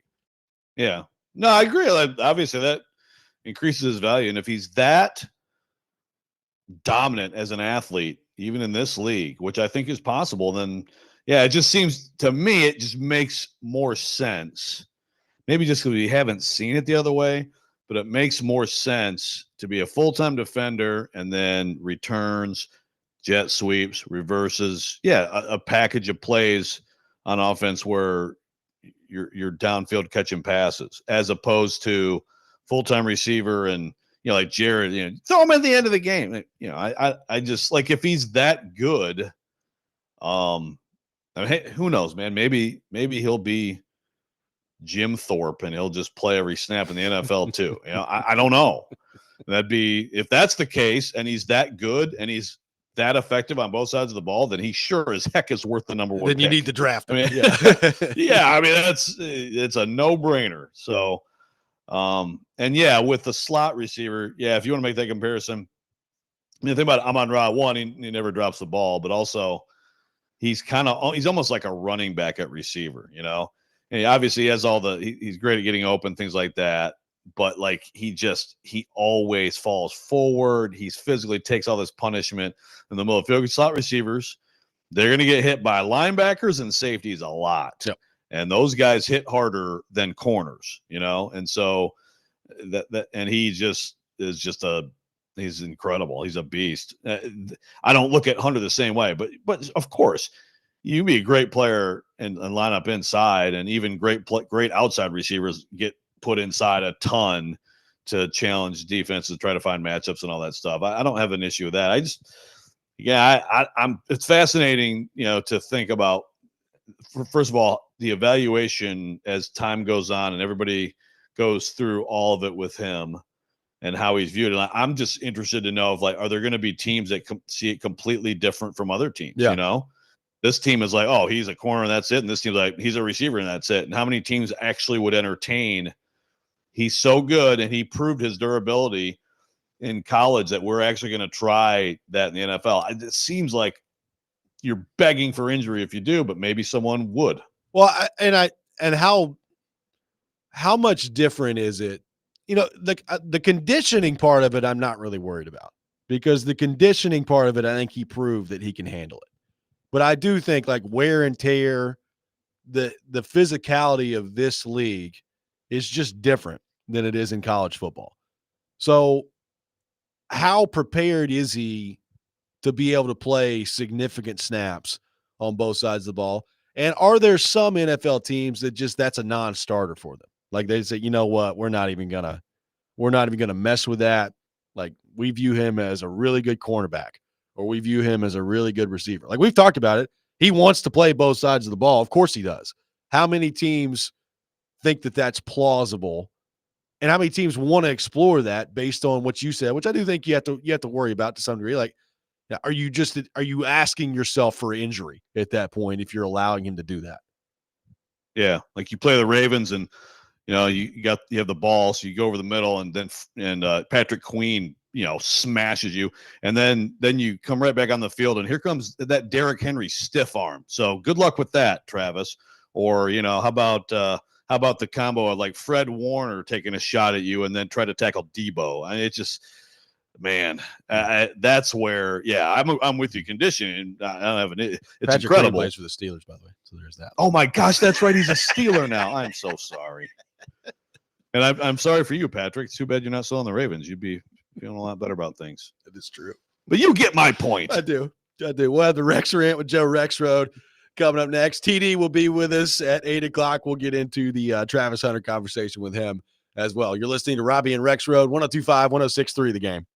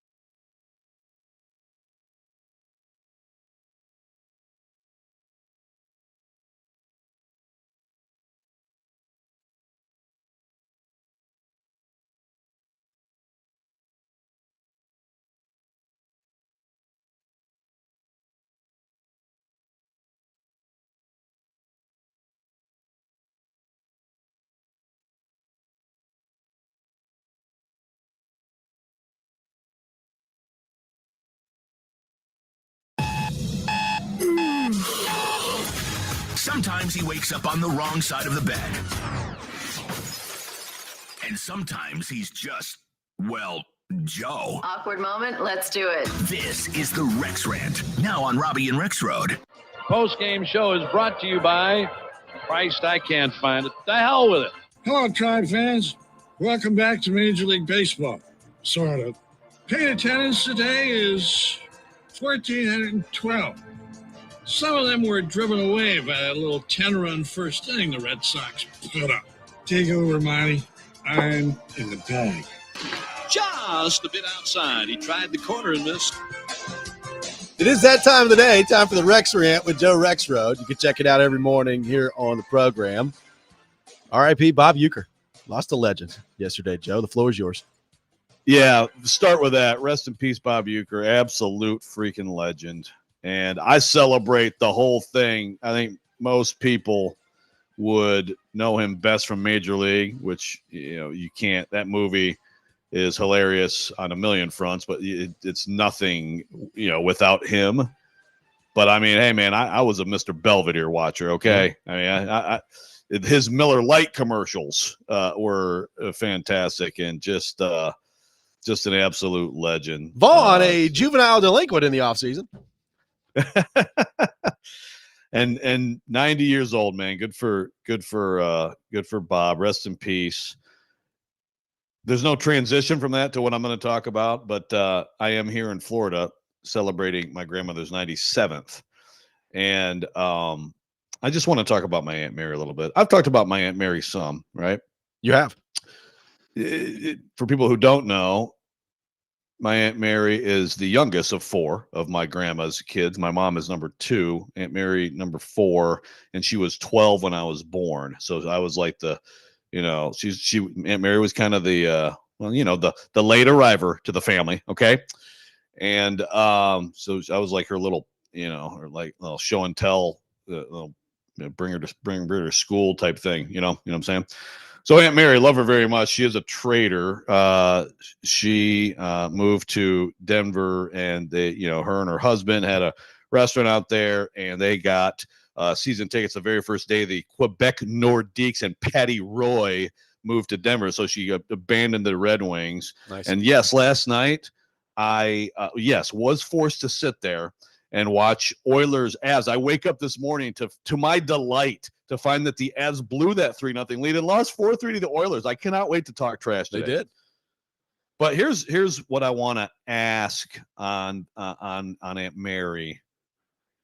It was probably like I was probably 16, 17, so she's 28, and she's like, "Yeah, you can have a beer. Here, you can have a beer." Okay, which is cool. And it's sort of like that with Aunt Mary. She's like the most incredible cook in the world too, by the way. I'm 52 and she's 64. You can't keep making me drink beers, Aunt Mary. Okay. Especially IPAs. Like last night we get here, like, here, have a beer. IPA, you want an IPA? Have a beer. Aunt Mary, dude, come on. Like this was awesome when I was a kid and you were like the cool adult, who would let me do stuff that my parents wouldn't let me do. But like, you got to stop. I don't like IPAs. They don't like me at all. And I just gout enters the equation. Yeah, maybe I should. Yeah, maybe I should walk around with just put I have gout, just as a reminder to her. And she's like, here's some heavy beers, and how about some nice red meat? Here's maybe some rich chocolate cake. But like, at what age would the pusher and the pushy be like too old for that to happen anymore? Like when she, and I probably won't be around, but when she's like 94 and I'm 82, this will be like, get over here, you wimp, and have some of this mead. Well, I think that's when you lean into it even more. I think right now is probably the sweet spot to stop. But when you get to that point, right, I think you just re-engage all over again. That's a good point. If I get to 82, I'm just going to crawl into a bottle of mead. But I love you, Aunt Mary. It just last night I'm like, dude, yeah, exactly. Eat the whole packet of black licorice and just die on the spot. Even though Aunt Mary's a traitor when it comes to hockey, I love her very much. But yeah, like last night I'm like, is this ever going to stop? I'm 52. When is this going to stop? I just want to have like a little bit of warm milk and go to bed. I have a show in the morning. So let me ask you this: are you not allowed to say no to the beer? Like, are you allowing yourself to be peer pressured, or is this like, oh yeah, please don't offer me another beer? I would hate to accept that. Well, so I mean, of course, initially you're not going to be like, no, right? I mean, I did kind of, I believe me, I have been like, Mary, okay, I'm cool, man. I'm cool. We're good. But I will say, as much as I am now totally anti-IPA, like it's a bad scene. These were these orange IPAs from a Three Daughters Brewery. If anybody's familiar with breweries down here, and she and like Michael Bell, they like get into that stuff. And it was very good. I will say it was kind of refreshing.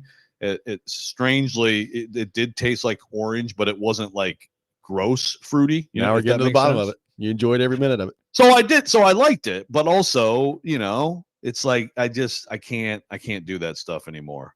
So So yeah, I got a long weekend ahead, buddy. So just pray for me. Do we have hovers around me? Do we have a gigantic Rexrode Detroit Lions viewing party scheduled? And is little Joey Rexrode coming out this weekend as they begin their march towards the Super Bowl?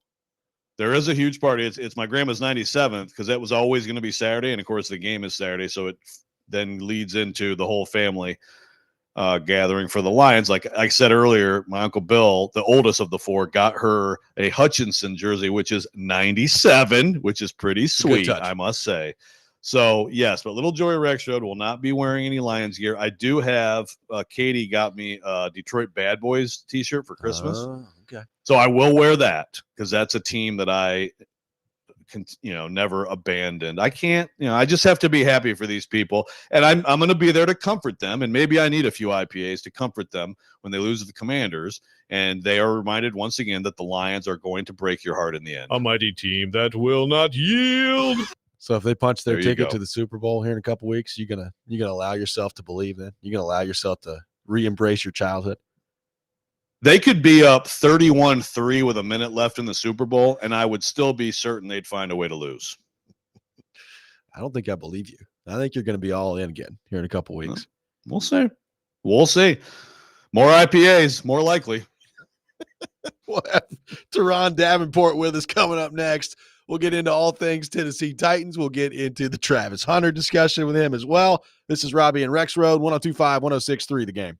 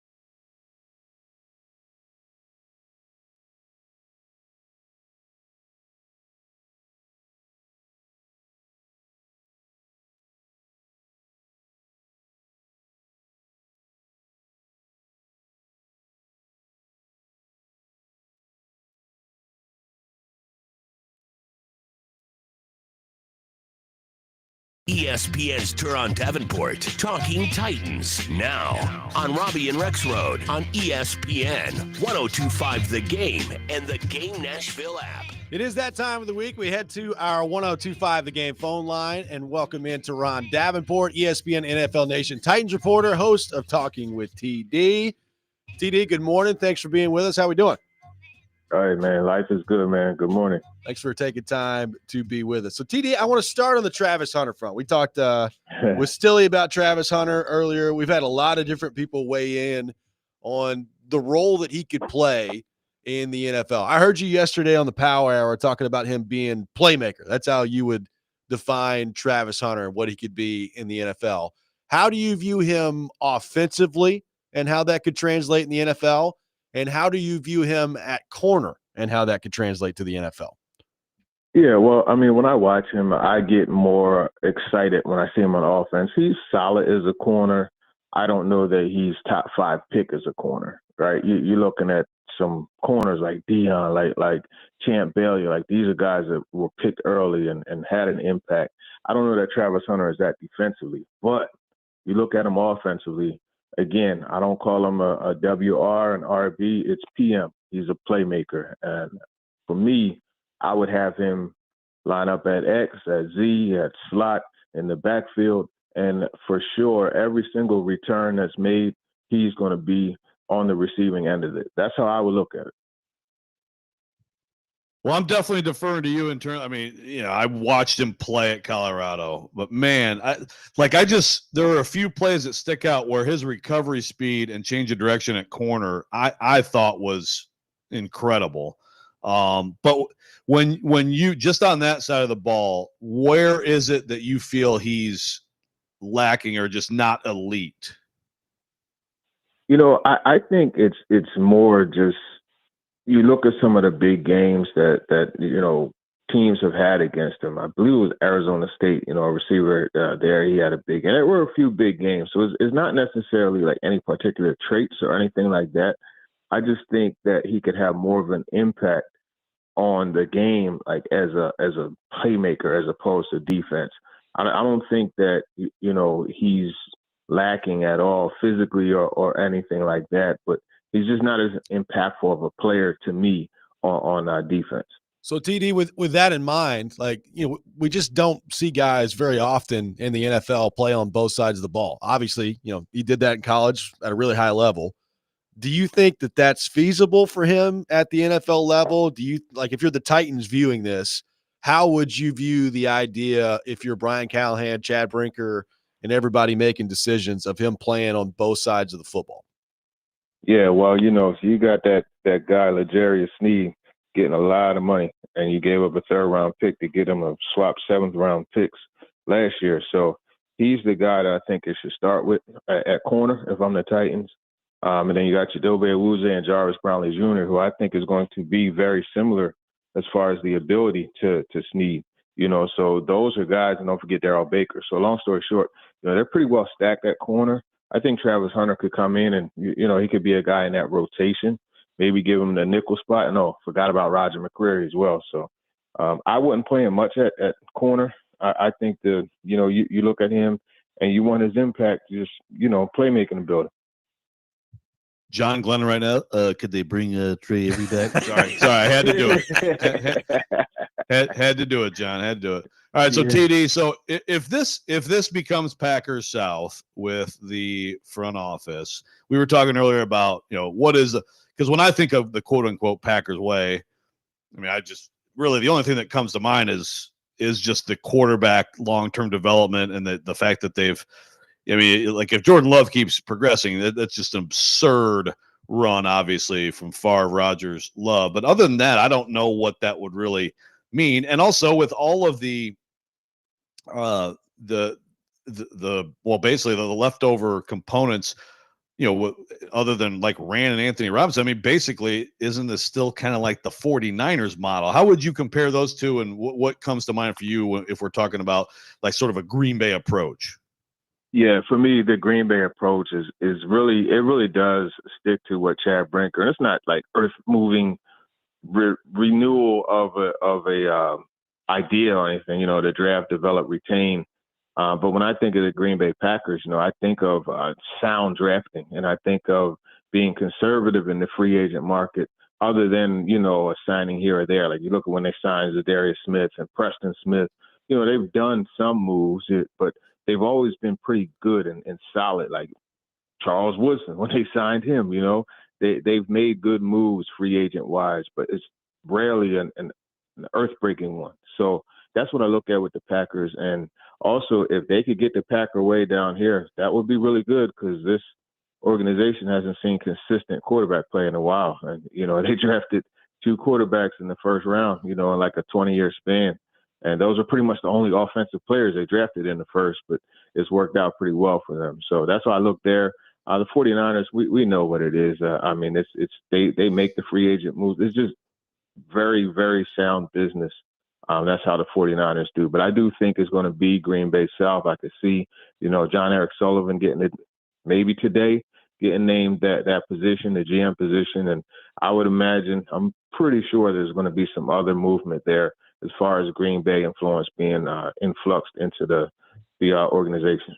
So, TD, as you look at some of the potential free agents that the Titans are going to have there, be that an NWI, a Dylan Radins, like how do you view some decisions that they've got with guys already on the roster? Obviously, the majority of the conversation this offseason is going to be who can they go add that's not already here? Like, how important is it to retain NWI? Do you think that Dylan Radins is some sort of priority for them this offseason? How do you view kind of what they've got from that standpoint? Yeah, I'll start with Radins, and that's a perfect example of the draft, develop, retain, right? They didn't draft him this front office now, but he was a second-round pick, right? And he developed. He finally got, hey, you're playing this position, and he gave you pretty decent play, and he's not going to be expensive, so that's a good example. Nick Westbrook-Ikine, he's another one, and I know Rexrode is smiling, when we say this, because that's his guy. But Max deal. Look, undrafted free agent, and they developed him. And it's funny, locker room cleaner, I was talking to him about how much he progressed, to where he was having fights with the football when he first got here. And now it's like, he and the football they're one. He catches pretty much everything thrown his way. So I think he is another guy that you got to look at retaining. You look at some of the other ones, I think Sebastian Joseph Day is another one that they need to bring back, because he's been a quiet but solid, steady player for them throughout the year. So those are 3 that come to mind quickly. I'm sure there's others that will pop up, but those 3 for sure. So we've talked a lot, TD, this week about the veteran QB route, if that is what the Titans do. And a lot of the discussion centers around Rodgers and Cousins, but I have thrown out there that just because there still can be growth, progress, he's young, meat on the bone, and also, well, frankly, I think his skill set, maybe if you can't totally fix the offensive line, he can minimize some of that. Justin Fields, what do you think about Justin Fields as an option? Is he a viable option to be a QB1 in this league at this point? Well, I think that would really fall into the second part of their vision, the develop part. There was a point early when the offseason started, I felt that he was the best option, but that was back when I thought Callahan was going to have some leeway, some a little bit of a running strip to take off of, but I don't think that's there, so I wouldn't go that route. I think he could be a really good player and a playmaker, and as you said, making things happen with his legs if need be. And he had good play there in Chicago, but I wouldn't go that route. If I'm going veteran quarterback, there's not really much you could choose from, to be honest with you. So that's a tough route to go. TD, a 2-parter for you here as we kind of close this off. Number one, what do you make of the fact that we've not really heard anything about the Titans coaching staff yet in terms of potential changes that could be made? And number 2, what do you make of the idea of Dion Sanders potentially being the head coach of the Dallas Cowboys? Well, I'll start with Dion and the Cowboys. Boy, I tell you what, if you're a Titans fan, you are glued to that situation because you already know he's going to want to coach his son, right? Oh, yeah. And we'll see, how you could put a deal together to be able to, have heaven and earth move to make it happen. But then you still got to get a prime player in the draft. So that's going to be a whole tough situation. I think I'm curious, though, will his I don't want to call it that, will his approach to coaching, will that work in the league? Will he be able to motivate these guys? I think he will, because you look, a lot of these younger players, they look up to Dion, right? And so I think that would be good, and he could not motivate them, but his message would go through. So it's just going to depend on the staff he puts together, But as far as the other one, I forgot the other question. My apologies. Just the fact that we've not really heard anything to this point on the future of the Titans staff. Gotcha. Well, yeah, the Broncos, they made a move, within the last few hours. So you do have that. I think a part of it could be just, hey, there's still teams in the playoffs most of the time. The good teams have good coaches. So there could be guys that, you might want to promote, maybe a quarterback or a position coach to another type of role or something like that. There's different things. And also, waiting to see what the GM does, right? I'm sure the GM is going to want his input in the coaching staff, and that would probably, if I was a GM, that I would, especially with some of the issues that they had, I would want something to do with that and have some input. So there's still more collaboration to be done. Yeah, absolutely. Great stuff as always, TD. By the way, who you got between Buffalo and Baltimore? I can't wait for that game this weekend. Oh, come on, man. The DH22 train. I'm taking that to New Orleans. No, I'm going with them. I mean, they got the MVP in Lamar Jackson. Zay Flowers, he hasn't practiced all week, and Derrick Henry, and the defense is playing a lot better. I watched that Nate Wiggins and Keon Coleman matchup. That's one that carry over from the ACC. And I know those guys have a little personal thing because I talked to both of them about each other. And yeah, they don't like each other. Looking forward to it. TD, great stuff, man. Have a good weekend, and we'll talk to you next week. All right, for sure. Take care. Teron Davenport joins us every Friday morning at 8 o'clock here on the program. We'll react to what TD had to say coming up next. And we've got Pigskin Pick'em coming your way at 8:30. All that ahead. Robby and Rexrode, 102.5, 106.3 The Game.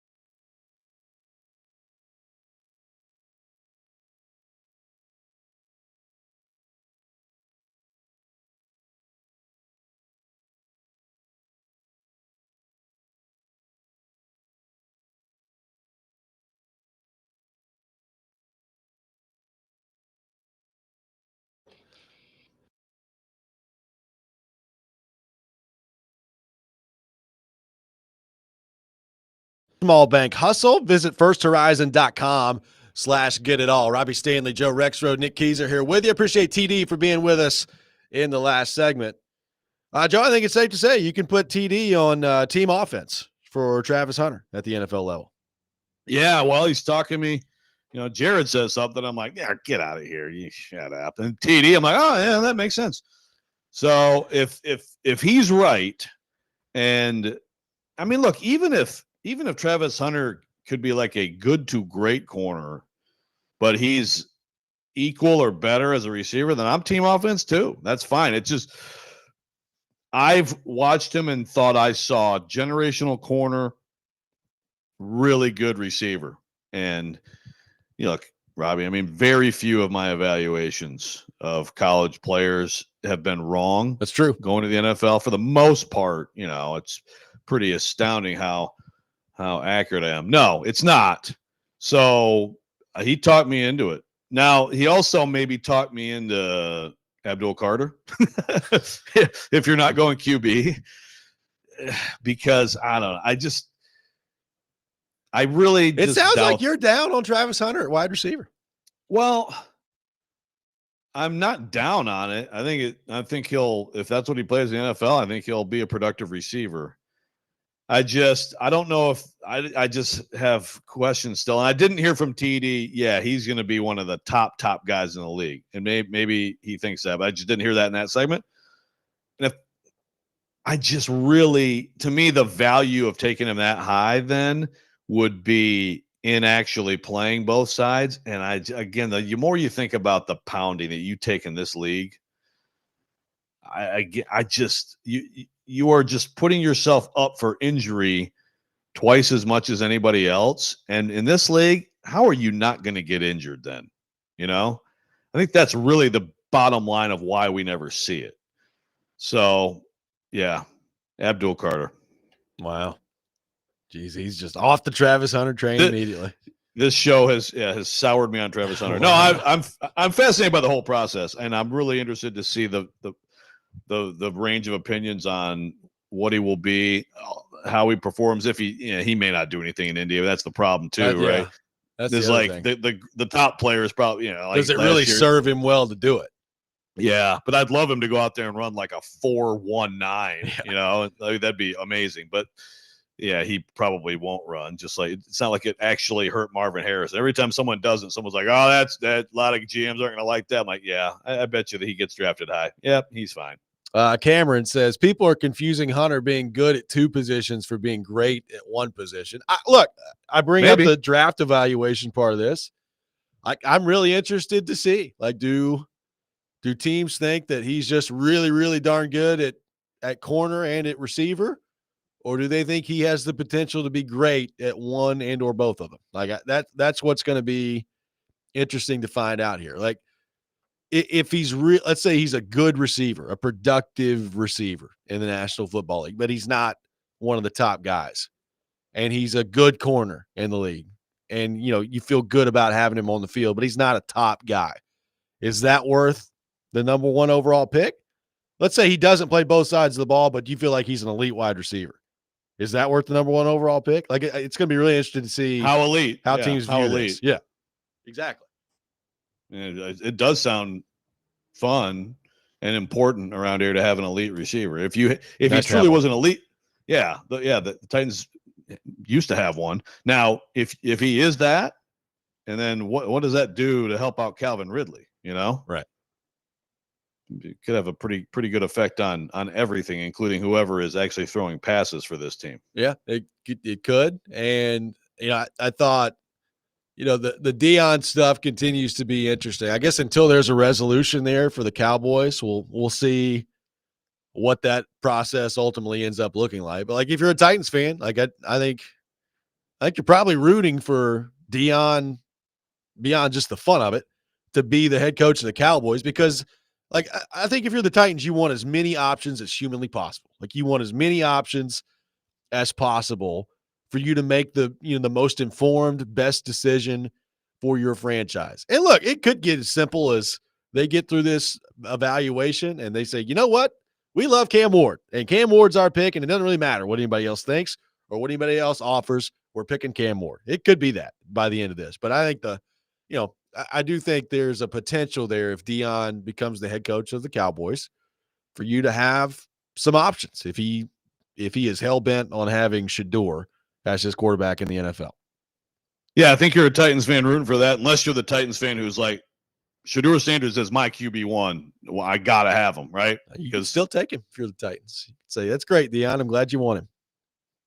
Yeah, I'm sure that would go well. I'm sure, that'd go well. I'm sure that wouldn't be a disaster at all.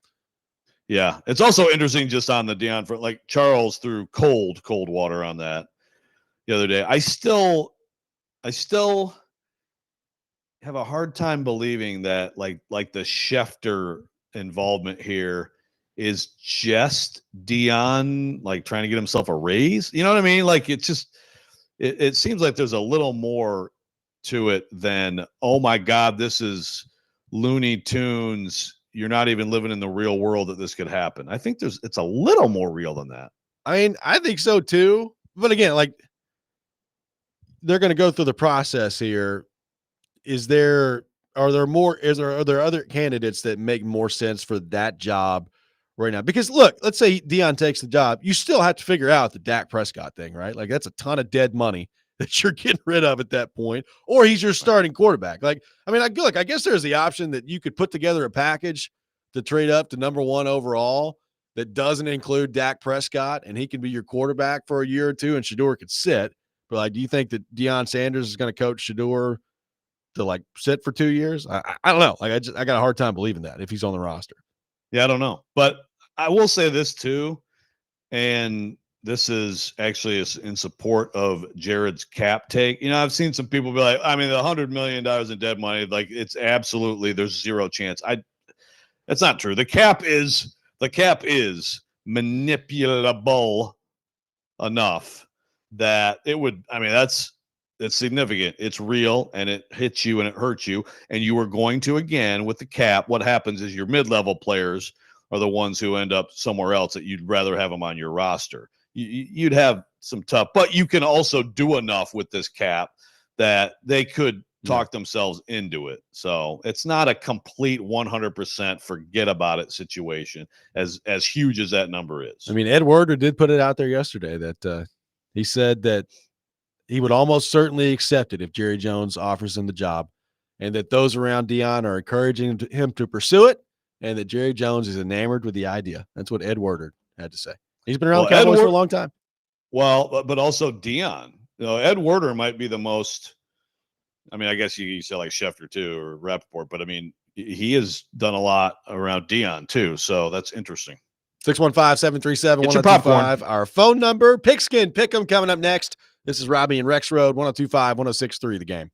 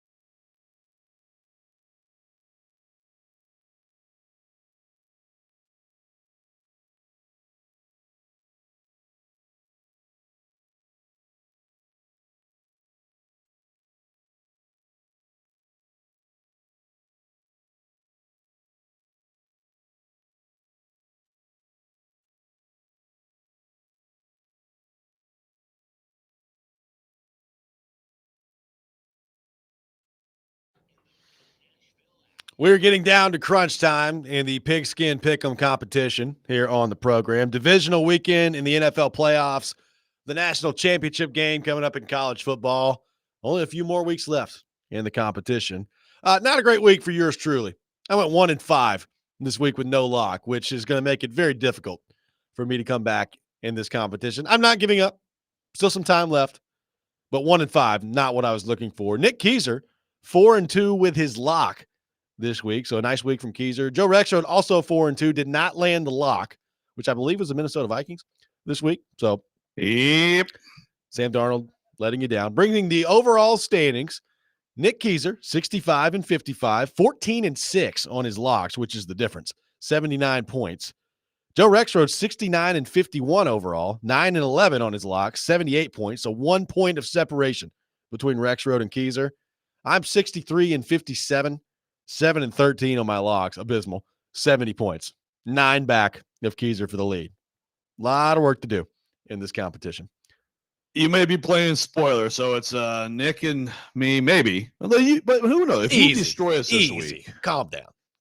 There's still some time left in this There's competition. There's time. All right. I like the optimism. We begin with the Texans and the Chiefs. The Chiefs, an 8.5 point favorite at home in this matchup. Nick Keyser, you are in first place. We begin with you. Yes. Well, I'll make this real easy. I'm going to go with Kansas City. I guess Kansas City should have some extra dad mojo from Patrick Mahomes, who had their second kid. So cool. We'll go with Mahomes. I believe it's the third kid. Is it the third? Wow. So. Oh, wow. Kansas City favored by 8.5. Joe Rexrode, who you got in this one? I think the Chiefs are going to win by a touchdown. And, I don't know that it's going to be a nail biter, but I really think the Texans found something last week. I think their defense can absolutely get a lot of stops in this game. So I'll take the Texans and those points. I will also take the Texans and those points. And you heard it here. The Texans are winning. Texans are going to win this game outright. Spicy. The Kansas City three-peat comes to an end this weekend. Give me Houston to win the game outright. The Commanders and the Lions. Lions favored by 8.5 in the matchup at home. Joe Rexrode, your beloved Detroit Lions. We begin with you. Commanders lock. Commanders win outright. Look, and I already projecting the miserable family, but it's just a bad matchup.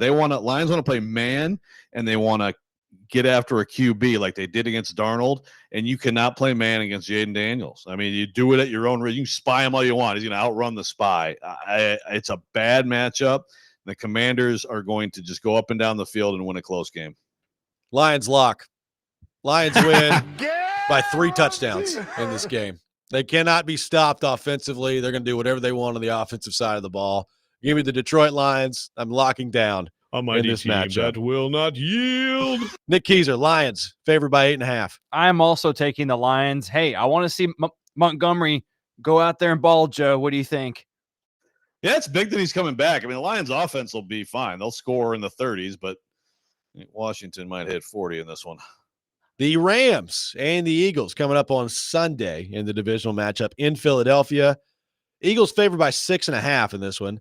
I'm going Rams. I think Rams win. I'm going Rams to win the game and advance to the NFC title game. Look, the Packers did a lot of shooting themselves in the foot in the last game. I didn't think the Eagles played particularly well on the offensive side of the ball. I think the Rams will make them pay for it. Give me the Rams plus the 6.5 and the Rams to win outright. Nick Keyser, Eagles favored by 6.5. Okay. All right. I like some optimism here for you, and I like the head-to-head matchup here. I'm going to go with the Eagles in this one. I want to see Saquon absolutely run all over the Rams. The Rams had a good defense the other week, but I think the Eagles will get it done. Joe Rexrode, Eagles favored by 6.5 in this matchup. Yeah, I'm on. I think your analysis is good, but I just think this is where home field matters in the playoffs. And I agree. I think Saquon makes the difference, and the Eagles win by 7-10. Give me the Eagles. The game of the weekend in the NFL, Baltimore taking on Buffalo. The Ravens, a 1.5 point favorite on the road, taking on the Bills. Nick Keyser, we begin with you. I am locking down on Josh Allen and the Buffalo Bills this weekend, fellas. In the snow. Very confident about Josh Allen and the Bills there. Ravens did win by 25 in this matchup earlier this year. Joe Rexrode, Ravens favored by 1.5. I mean, this one is so freaking tough, man. I almost feel like the fact that the Ravens are favored is almost a reason to pick the Bills because you're looking for any edge you can find. But you know what? I'm going with the Ravens. I'm going to go with that running game controlling the football between Lamar and Derrick Henry and a classic game that lives up to the billing. Give me the Ravens. Give me the Buffalo Bills. I'll take the Buffalo Bills to win outright plus the 1.5. I think they win by a field goal in this game. So I'll take Buffalo plus the 1.5. The national title game in college football coming up on Monday. Ohio State and Notre Dame. Ohio State an 8.5-point favorite in this matchup. Joe Rexrode, we begin with you. I think the Buckeyes win a thriller 24-23, which means give me the Fighting Irish. Going with Notre Dame plus the 8.5 in this matchup. Give me Ohio State minus 8.5. Unfortunately, I think we're going to be in for a dud in this one. Notre Dame's got some injuries that they're battling right now, and I think Ohio State's offense is going to be too much. So I'll go Ohio State minus the 8.5. Nick Keiser, who you got in this matchup? Yeah, ditto to what you said. I just don't think the Irish have it in them to win this one whatsoever. So give me the Buckeyes in this one. I hope it's a little more exciting than what I anticipate in watching, but I think the Buckeyes get the job done. Ohio State, Notre Dame over under, which is 46.5. I'll start on this one. Give me the over. I think it's going to be close, but give me the over in this matchup, 46.5. Nick Keiser, over under 46.5. I'll take the over as well. Joe Rexrode, over under 46.5. Well, my predicted score was 24-23, so I guess I have to be consistent, and I'll take the over too. It's the over across the board. Wow, look at you. You're in tuned. Did you know what the over under was before you predicted that score? I did not. Wow. You're I don't know like what that means, all but those experts in Vegas. What does that mean? I don't know. How come it never makes me any money? Well, look, but it might make me a pizza. If you would have just followed, if you would have just straight up bet this year the way your record has gone in this competition, you'd be fine. You're 69-51 overall. That is true, man. So wait a minute. I was going to say, I was about to say that's 70%, but that's how dumb I am at math because that would be 69-31 would be. Definitely not. But still 70%. But it's like 60-ish, right? It's somewhere in that neighborhood. I don't know. I'm going to do the math just to make sure we You have asked it me accurate. to do math right off the top of my head on the air, which I got into this business because I was told there was no math. Yes. It's a true story. Hold on. It's 58%. Okay, 58%. If you we'll take that. Round up. Sure. A little aggressively, you can get to 70% out of that. Hey, man, I'll take it. Believe me, it's not like this every year. 615-737-1025, our phone number. Our final thoughts on the weekend in the NFL playoffs, the college football national championship game. Some more of your Titans questions to get to as well. We'll get into all that coming up next. You're listening to Robby and Rexrode, 102.5, 106.3 The Game.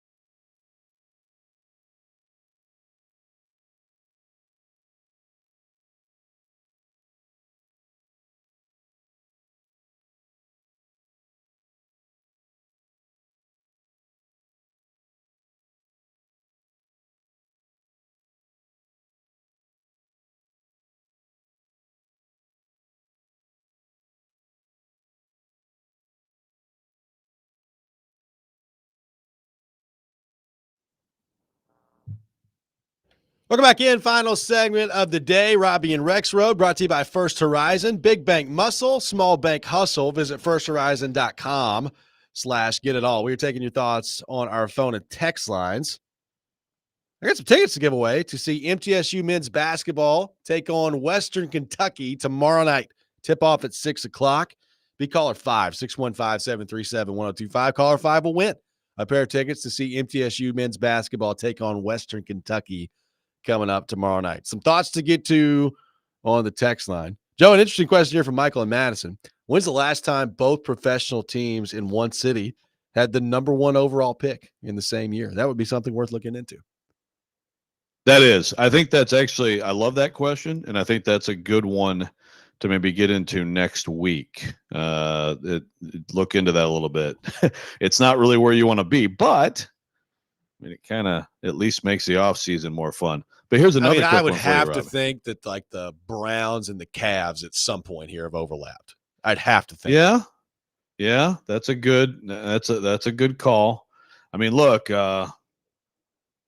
Detroit had a heck of a run of bad everything.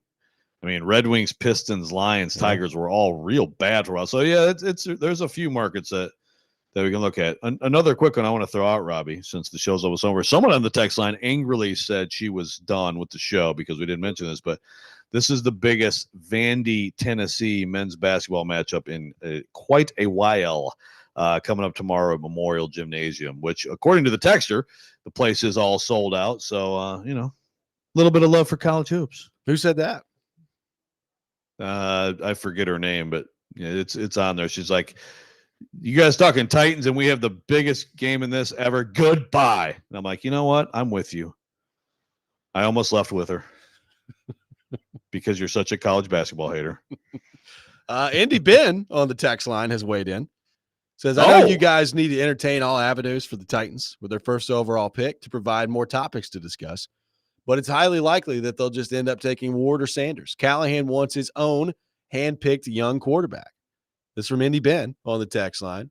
Maybe that could be the route they go. I also, like, if I'm Brian Callahan, it would probably behoove me to do some winning next year. So does he feel like the rookie quarterback is the best route to do that? Does he have the choice in this draft when it comes down to the quarterback, or are they just going to say, hey, Brian, you have fun coaching the football team. We're going to draft Shedeur Sanders, or we're going to go sign Aaron Rodgers, but we'll let you know what we decide to do. Thanks, Brian. Yeah, I mean, it's the whole thing with, like, I'd love to know just the Brian Callahan. Well, first of all, his evaluation of quarterbacks is huge, right? But just his view on, like, either route in general and how it relates to his job. The veteran route, which is like, if you're him, you probably have some comfort in the idea of, okay, possible to win, fix enough holes, possible to win. But, like, if you went the rookie QB, do you feel like, well, then, okay, great, someone else gets this guy next year because, right? Or is it like, maybe does this buy me some time? I mean, I think the buying some time thing is a dangerous proposition for anybody in this organization right now. It may be the right way to approach it, like from just a pragmatic standpoint, but I just don't know how much that actually is going to be allowed to take place in this organization. You brought up Justin Fields with TD, and he kind of alluded to the same thing, right? Like TD, like if you got a development project, Justin Fields might be intriguing. Like if you're looking to immediately win games next year, if you're Brian Callahan, kind of sounded like TD was soured on the Justin Fields idea from that standpoint. Yeah. Yeah, and I totally get that. It's TD's just anti-Rexrode on all this. Exactly. My takes are not aligning with TD's, and it makes me feel uncomfortable. But I just, the thing with Justin Fields with me is also, like, I just think that he has not been utilized. Like, if I'm him, if you want to stick and keep having any opportunity to be a starter and have any chance to, continue that, I would like a team to use me more as a runner, because he's deadly. But most of his running in the NFL has been of the scrambling variety. Like I would, if I had him, I would look to build the offense a little bit more around that element because he's such a problem in that way. And maybe, that takes a little bit of pressure off other aspects of the offense. Or maybe I just don't want to watch more quarterbacks crumble in the pocket as the Titans let free rushers in all day long. Well, I mean, there is something to that. I'm talking myself more and more into Aaron Rodgers. I heard DVD talking about this yesterday. Vingan listed 6 quarterbacks and they all ranked the 6 in terms of the veteran free agent options as to what they would most like to see. Aaron Rodgers, D-Mace is in on the Aaron Rodgers part of this. Yeah. I mean, I get it. I get it. I think it could be passable. And boy, it would be wild from a lot of different perspectives if that's what happens. Someone brought up, I didn't see this, Robby. Matthew Nashville brings up, I didn't read it, which I feel bad. But I saw that we had this big story in the Athletic on Watson. The Titans were mentioned. Do you know what their Deshaun Watson? Did you have? Yeah. No, I did not see that. Okay. All right. Well, anyway. All right. Well, I'll check it out, Matthew. He says, why is it that the Titans always seem to get dragged into other teams' messes? And I didn't know what that was a reference to. So we'll check that out after the show. We will. Right after the show. And then when the show ends, the Titans will also announce all their coaching staff changes. They will announce the coaching staff changes and the general manager, which I think a lot of people feel like it's going to be John Eric Sullivan of the Green Bay Packers. They've completed the second round of interviews, Joe. So I would assume a decision on the general manager front for the Titans coming very shortly. Yes. And it'll be good because it's I've struggled to get too excited about the whole thing.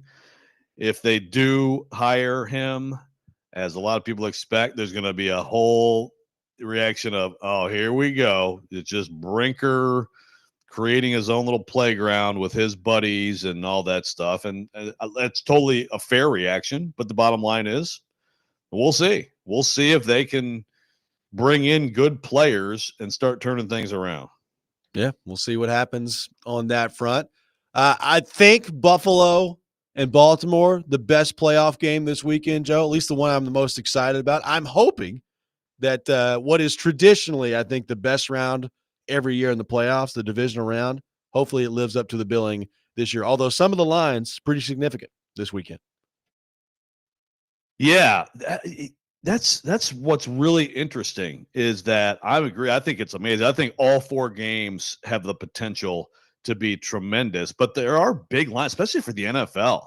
Like if you just parachuted in without watching this season and looked at the lines, you'd think it actually looked like a bad weekend of football.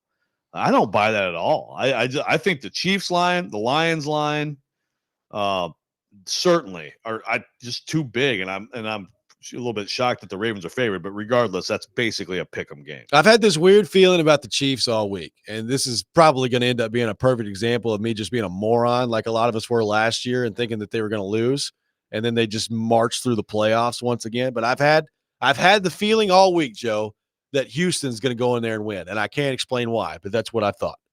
Well, I think there's something to it, and I almost feel like if the Chiefs win this, then they're just going to win it all, but this is when you get them. And we do see a lot, like the divisional round, the team that won the week before. Look at your Packers last year, right? If I'm not mistaken, didn't they? No, that's right. The Cowboys weren't the 1 seed, I guess. They were 2. That's right. They were the 2. But you do see that sometimes where the team, will play well. The other team has that extra break. Maybe there's a little bit of rust. The Titans sat there 3 years ago while the Bengals kind of grinded one out against the Raiders at home, and then they came in and won it. It happens. Sometimes you sit there and you're heavily favored. And I think the Texans completely flipped their entire vibe with that play that Stroud made on the fumbled snap. And they're a talented, dangerous team. We'll have Chase and Big Joe for you coming up next. Hope everybody has a great weekend. You're listening to 102.5, 106.3 The Game.